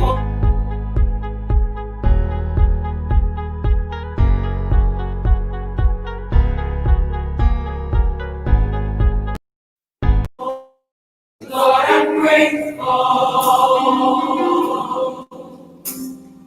Grateful. I give my all to thee. Oh, grateful. Lord, I'm grateful for everything you've done for me. You've done. Come on, if you're grateful, put your hands together. Come on, put your hands together. Come on, you say it with us this time. Say, Lord, I praise you. Praise you. Lord, I praise you. Lord, I praise you. Come on, think about what he's done. Praise you. Praise you. For the things you've done for me. For the things you've done for me. Come on, one more time, everybody, praise you. Praise you. Thank you, Lord, I praise you. Lord, I praise you. Praise you. Praise you. I give my all to thee. I give my all to thee. Come on, everybody.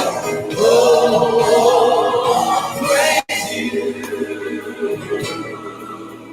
Lord, I praise you. For everything. For everything you've done for me. Look at this nigga. And there's a little praise that they sing in church, and I just hear it welling up in my spirit right now. Come on, everybody, say yes. Yeah. Hallelujah. Come on, tell me yeah. Yeah. Hallelujah. For everything you've done for me, you've done. Come on, wherever you are listening to me, come on, just slip those hands up right now. Come on, whatever you do, just take a minute and praise the Lord and tell me yeah. Hallelujah. Come on, tell me yeah.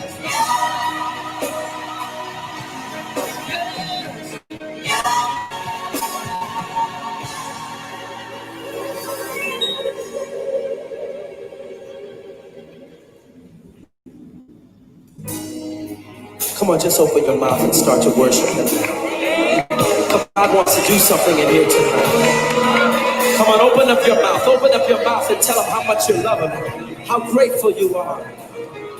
Come on, open up your mouth and praise the Lord. Come on, don't get tired. Don't get tired. He's worthy of it. He deserves it. He deserves it. Help me, choir. Hallelujah. Because I'm grateful. Hallelujah. Hallelujah. Because I'm grateful. Because I'm grateful. Hallelujah. Hallelujah. Hallelujah. Because I'm grateful. Because I'm grateful. Hallelujah. Hallelujah. Hallelujah. Because I'm grateful. Because I'm grateful. Come on. I lift my hands and praise you. I lift my hands and praise. Because I'm grateful. I lift my hands and praise you. I lift my hands and praise. Because I'm grateful. Because I'm grateful. Come on, everybody. Hallelujah. Hallelujah. Hallelujah. Because I'm grateful.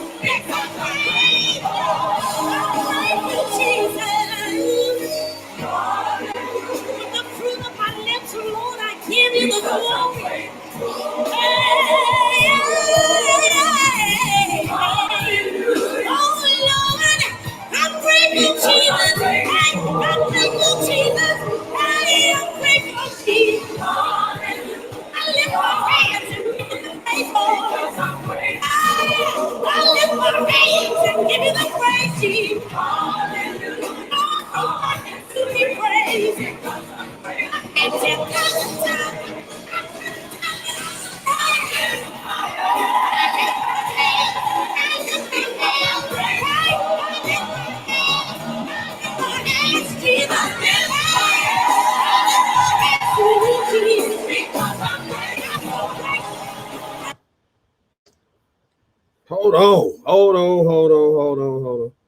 We back. Hold on. Tyson want to call in? Hold on. Let me call DJ Tyson. Hold on. We not so fast. Let me call Tyson. Not so fast. We're going to have to go all the way back to the bridge again, man. I'm calling Tyson now. Yo, what up, Trent? Hey, what's happening? Hold on, let me. All right, you on? I'm on live. What's good with it, man? It ain't. Shenanigans going on already, huh? I mean, nah, bro. I had also lovely confirmed that you had got that she had got that rental car and everything like that because they lied on you talking about you got an EDIL loan and all of that, and that's something that I know to directly be a lie. Hey, let me tell you something, right? They so stupid. But let the people know, if you even go in my chat, I told people, oh, so lovely rented the car for me. I mean, they know that. People already know that. I ain't had that. I got another rental car coming when I come to back to Chicago. I'm gonna be in that 2020 motherfucker Durango. So I mean, I don't think they wrong. Man, listen, man. Listen, you listen, man. They stay lying. You know, I heard. Hey, when they get this fucking stuff, they gonna look stupid as hell, man. I don't even know these people, man. Listen. What is wrong with the world today? Man. Look, they hate on me so bad that they think all this tactic shit they doing is gonna work. Listen, they know. My eyes died, my teeth crawled. I don't know what else to tell you. Listen, man. Listen. You monetize now. I'm monetized now. listen, they're gonna keep on hating, man. Because they hating because we monetize and all of this work that we didn't did, man. Hey, listen, they mad because I think that they mad because our birds connect, man. You know what I mean? So I don't know what got the haters mad. I don't know what got them mad. Let me tell you a little something about the Dumbo. He played fucking record of me in the motherfucking building what they told me to delete. Now he played on his channel. That nigga finna convict this shit. Man, listen, dude, they come with all of the bullshit. When I had called you that one day, I was at work and we had did that live. They took that and said, call the FBI. Trent did terroristic threats and et cetera, et cetera. And I'm like, listen, man, a whole video clip says, shit, I got $1,000 for whoever could show me a picture of her standing next to today's newspaper. Because I don't really see why we got to really go back and forth talking about a clown when, again, man, this person, nobody has ever seen her. Nobody knows her. Nobody can really vouch for her to say that what she's saying is truthful. You know what I mean? So why do we really have to come here and address those? Hey, listen, man, let me tell you something.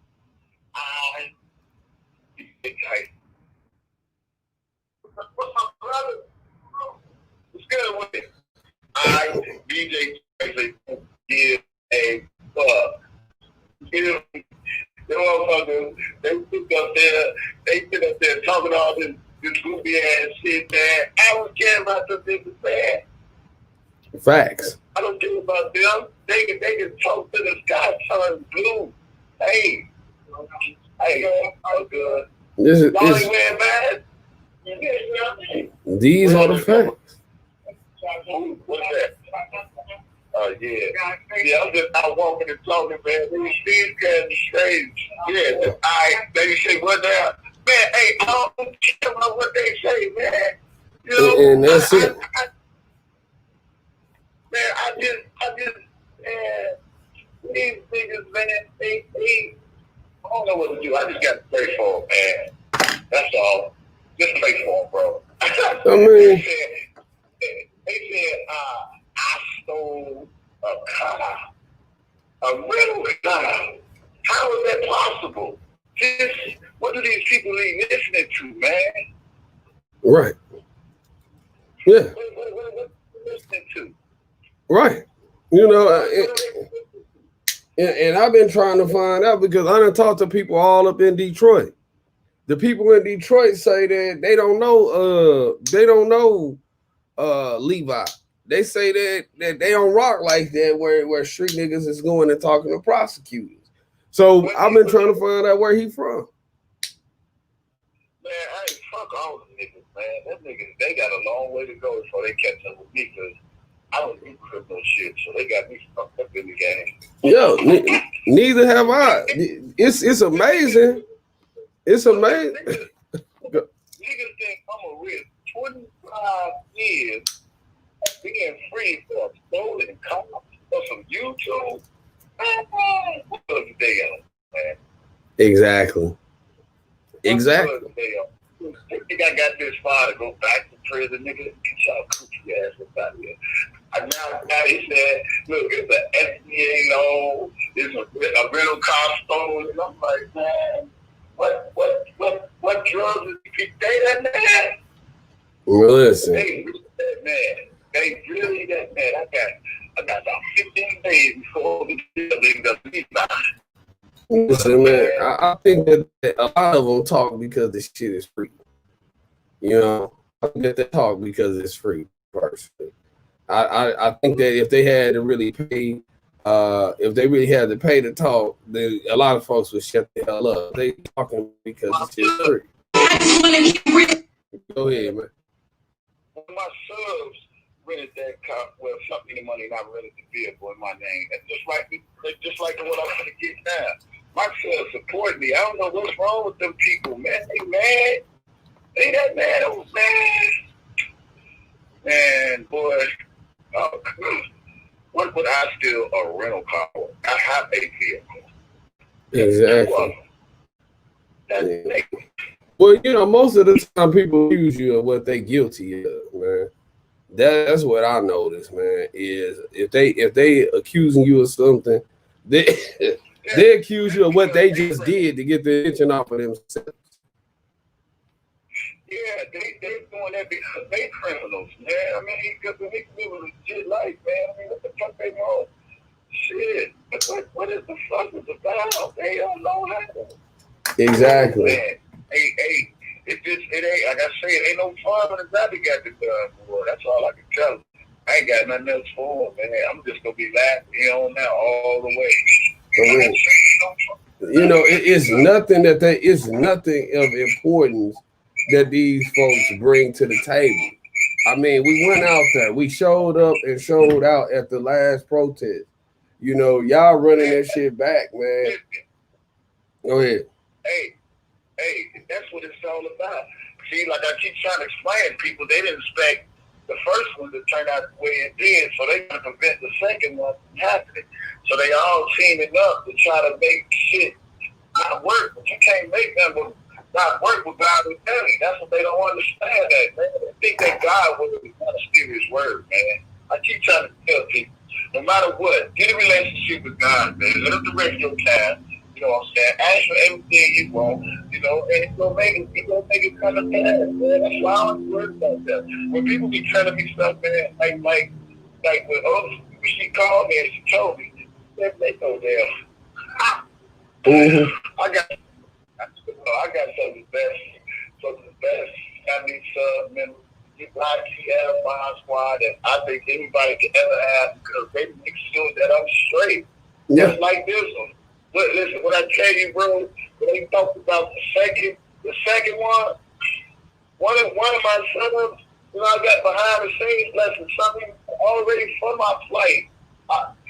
One of my sons already sent me money for rental. I mean, and it's gonna be a full week. I mean, what they gonna do? They can't stop this for me. I keep telling them. The more they try to talk down on mine, they ain't gonna do nothing but keep it coming to me. You gotta have them haters, bro. You ain't got them. You ain't doing nothing. But to this degree, SBA loan, all that is fraudulent. You realize when you make false police reports, that all that shit come back false. I don't know what they gonna do then, because you can't keep making the same shit over and over and over again, thinking you ain't gonna pay a penalty for making all these damn false reports. Well, I mean, you know, you've been out here. You know, you've been out here in the game, man. I've been in the streets for a very long time, and I've just never seen anything like this R. Kelly fiasco, where, you know, you have so many people that are emboldeningly saying that, you know, I'm talking to a prosecutor, I'm talking to the other side, you know, because where I'm from, bro, if you're talking to the feds, man, we can't really fuck with you, like, you know. Right. And so that's what I say. If they so hard up on the feds, and you listen to this grown ass boy talking about, man, he got the feds, he got this, he got that, and all that. They gonna show you how Kelly got in jail, man. I don't really respect no nigga like that. You talking about, man, I know the thing is just for saying, man, I know the U.S. attorney, I know this, I know that. I spoke to these people. Nigga, keep speaking to them, nigga. That's your bad ass, nigga. Get your ass up out of here. You know, at the end of the day, can't nobody dictate my move. You know what I'm saying? But at the end of the day, I'm going to keep living, breathing. I'm going to keep talking my shit. I ain't going to change up. I ain't going to switch up. And it is what it is. You know what I'm saying? So, hey, and they keep on doing that dumb shit, they're going to put themselves in the box, bro. Yeah, man. Yeah, and those are the ones that like to feed people shit. Hey, let them feed it to them, man. I mean, can't tell people now that don't want to know nothing. Yeah, and that's what it is, man. That they stay pent up on negativity and gossip and all of the rest of the bullshit. Listen, man, it is no purpose in doing any of that. You know, you can't stay up here and gossip and negativity and all of that shit. You know, listen, man, go ahead. Like, yeah, they feed up into it, man. Every time they feed up into that shit, man, that's just, you gotta realize, you know, people gonna be people. At the end of the day, that's just them. If they want to suck that shit up, let them suck it up. The ones that know what it is, know what it is. I can't convince everybody. I'm not here to convince nobody. But I will expose the lies and the truth. When they come to my name, I'm coming, man. I'm coming. When I say I'm so covered with a big old blessing shield, man, that they can't possibly think that they're gonna get me in jail over some false ass accusations. That I be trying to tell motherfuckers, look, you can't. I'm not that dude. I'm that dude, but I ain't that dude. So they think I don't know people. I know people too. Shit, it ain't gotta be explained. That's just what it is, man. Yeah. I'm protected by the order. They don't understand that. So Yeah. I don't know what to tell them. Let them keep lying. I'm gonna sit up there and steal a rental car. Yeah. Are you serious? SBA loan where you show me where obvious signature at and somebody going to jail for forgery. Mm-hmm. Yeah. You got the wrong dude. Yeah, man.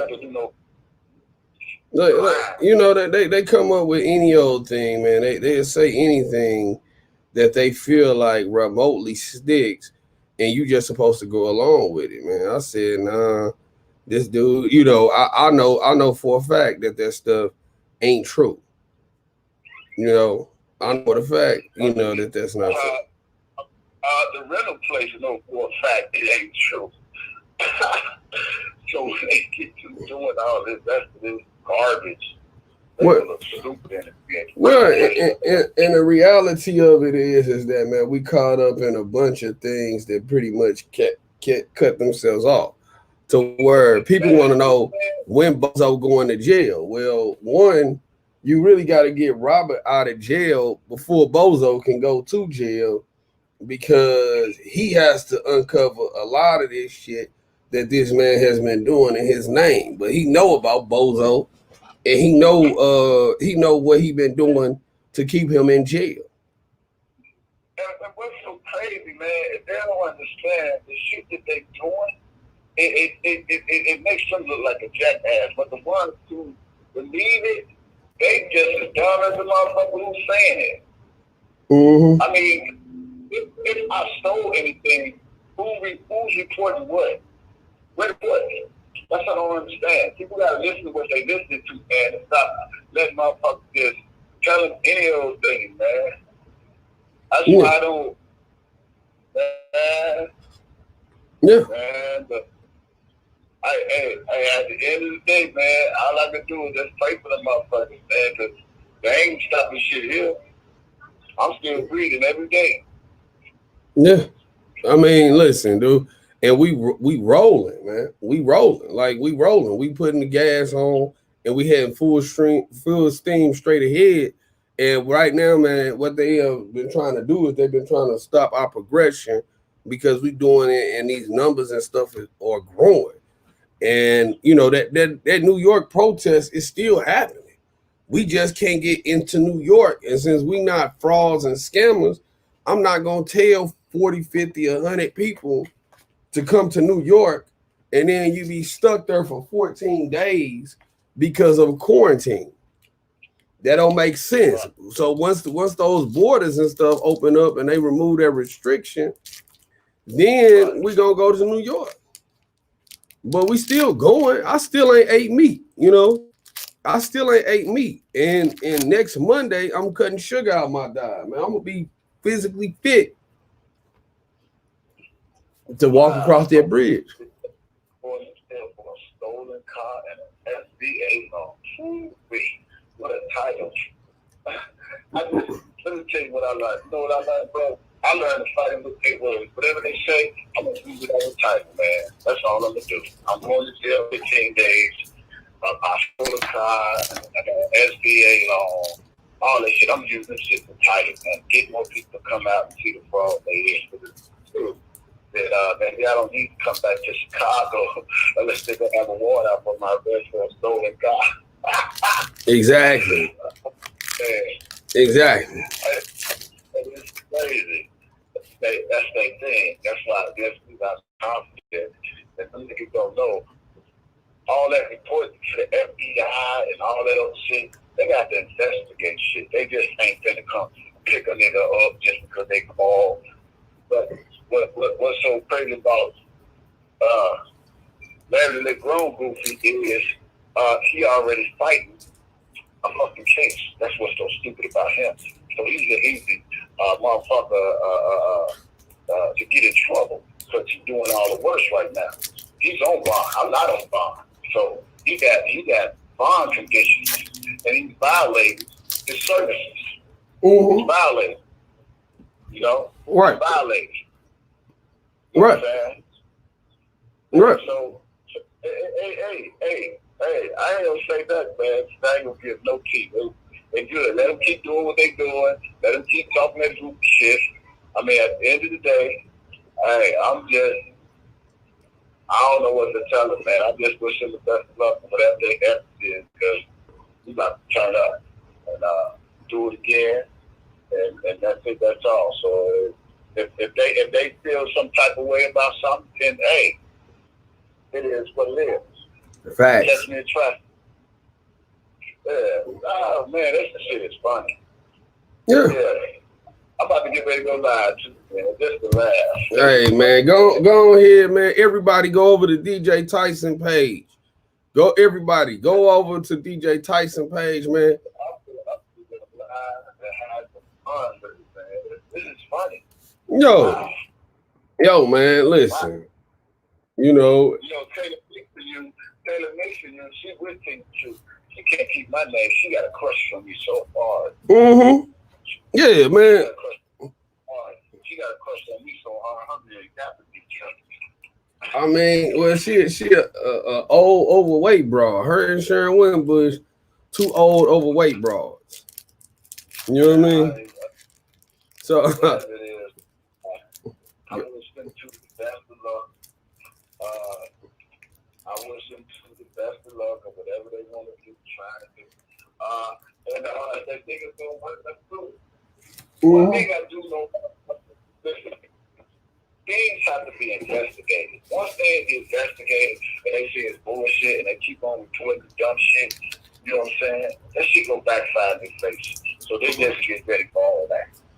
Facts. That nigga, let me tell you, that nigga mad because, goddamn it, he was harassing me since I've been in Houston, and I had to make a police report out on this and so.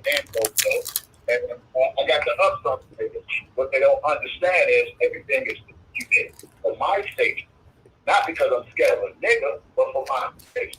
Period. You know what I'm saying? So if a nigga pull up and I push that shit to the back, I'm already covered. I got the warrant. I got the papers. You know what I'm saying? That's the reason. See, we don't do nothing to get guys up. It's easy to say, yeah, we don't like to move. But I already got the shit. I got the video clips. I got the words. He said he go have somebody do something to my truck. He posted my truck on YouTube. He went on my daughter's page, my kid's mama page. He did all this stuff to go bite them in the ass. So I'm looking the feds to come holler at me. Come holler. Yeah, he think because we on there now and them people don't know his slow ass and he can put a movie over there. But you can't put a movie over me. Can't do it on me. So I'm covered though. My paperwork speaks for itself. So I don't even trip on these niggas no more. There you go. Deal with it. That's all we have. There you go. Well, shit, man. Go ahead. I'm gonna go ahead and close mine out, man, and then we heading over to your channel. Yeah, I'm about to go about to change. All right. Well, shit. I'm gonna see you once you get over there, bro. All right.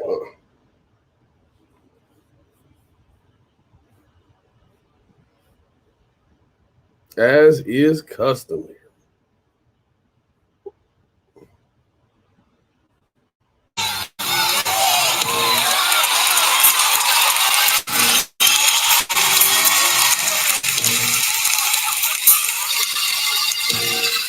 There was a family on their way down south. And they had gone as far as they could go, and they made their way, and they were driving on a dirt road. Storm came. The lightning started flashing. The young man that was driving the car lost control of the automobile, ran off the road, and everybody was all right except him. They got out of the car, and just across the road was a white house.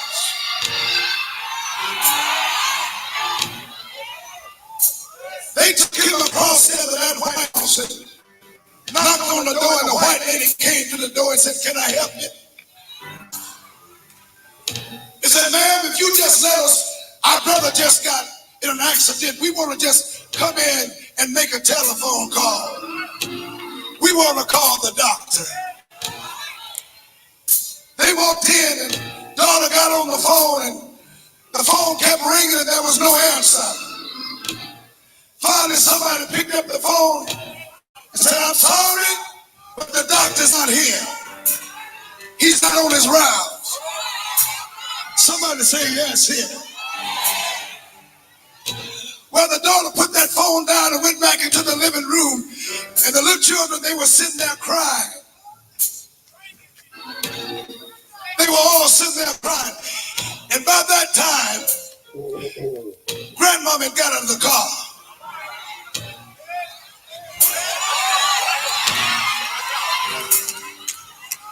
She made her way across that dirt road, and she walked up to it and just opened up the screen door, and she peeped in and she said, "How's my son doing?" And they told her, said, "Mama, we tried to call the doctor, but he was out of grounds."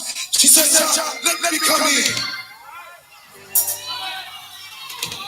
She walked in, she looked at that white lady and said, "Ma'am, do you have a closet?"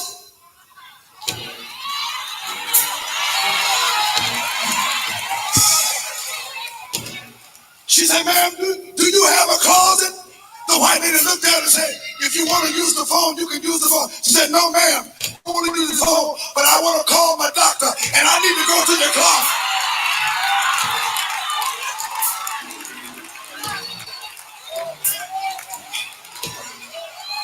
Wait a minute. She made her way to that closet, and there was just enough room for her to get in there. She walked in that closet. The children were walking behind her. She walked in that closet, and she closed the door, and before she talked to the Lord, she said this.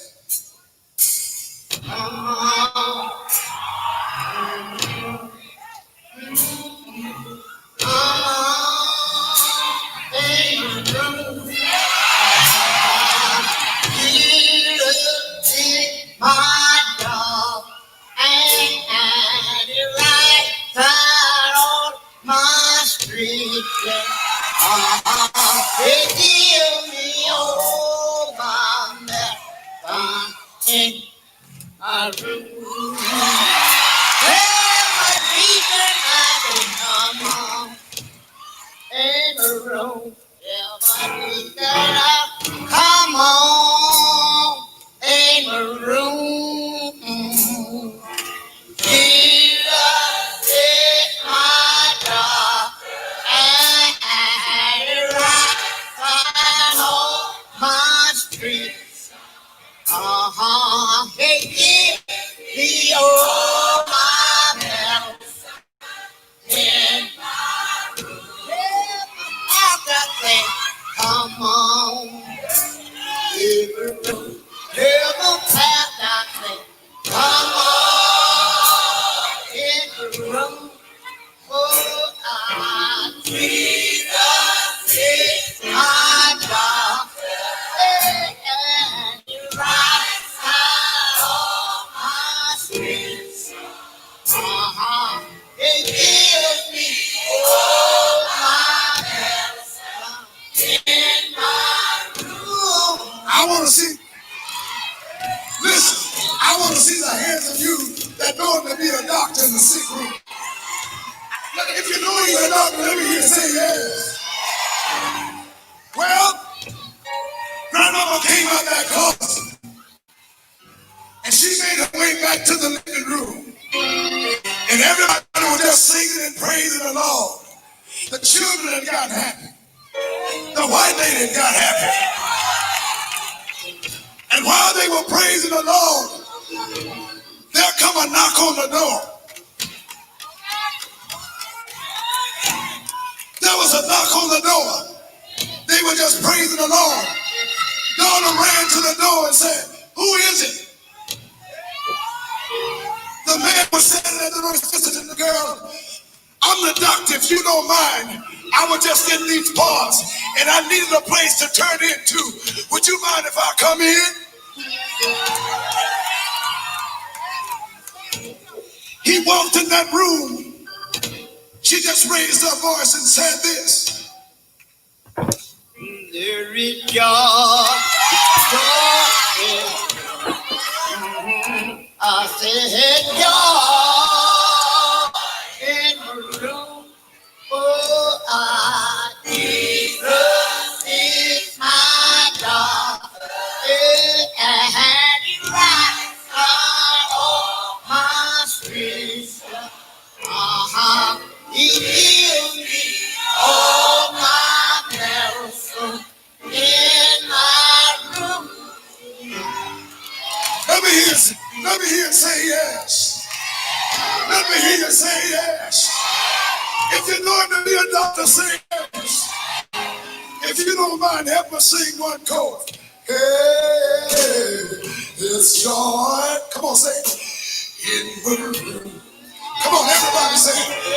Joy in the room.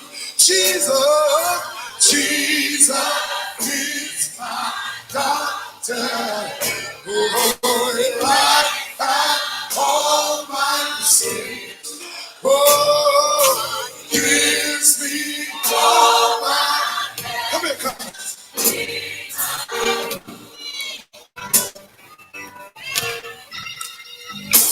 Oh, joy in my room. Lord, joy, joy. Jesus.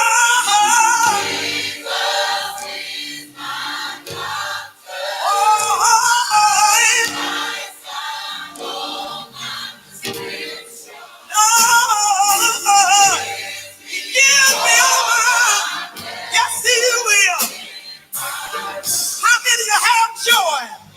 I'm talking about joy, joy, joy in my room. Lord, joy, joy, joy. Jesus will and the Holy Ghost, Holy Ghost, Holy Ghost, Holy Ghost.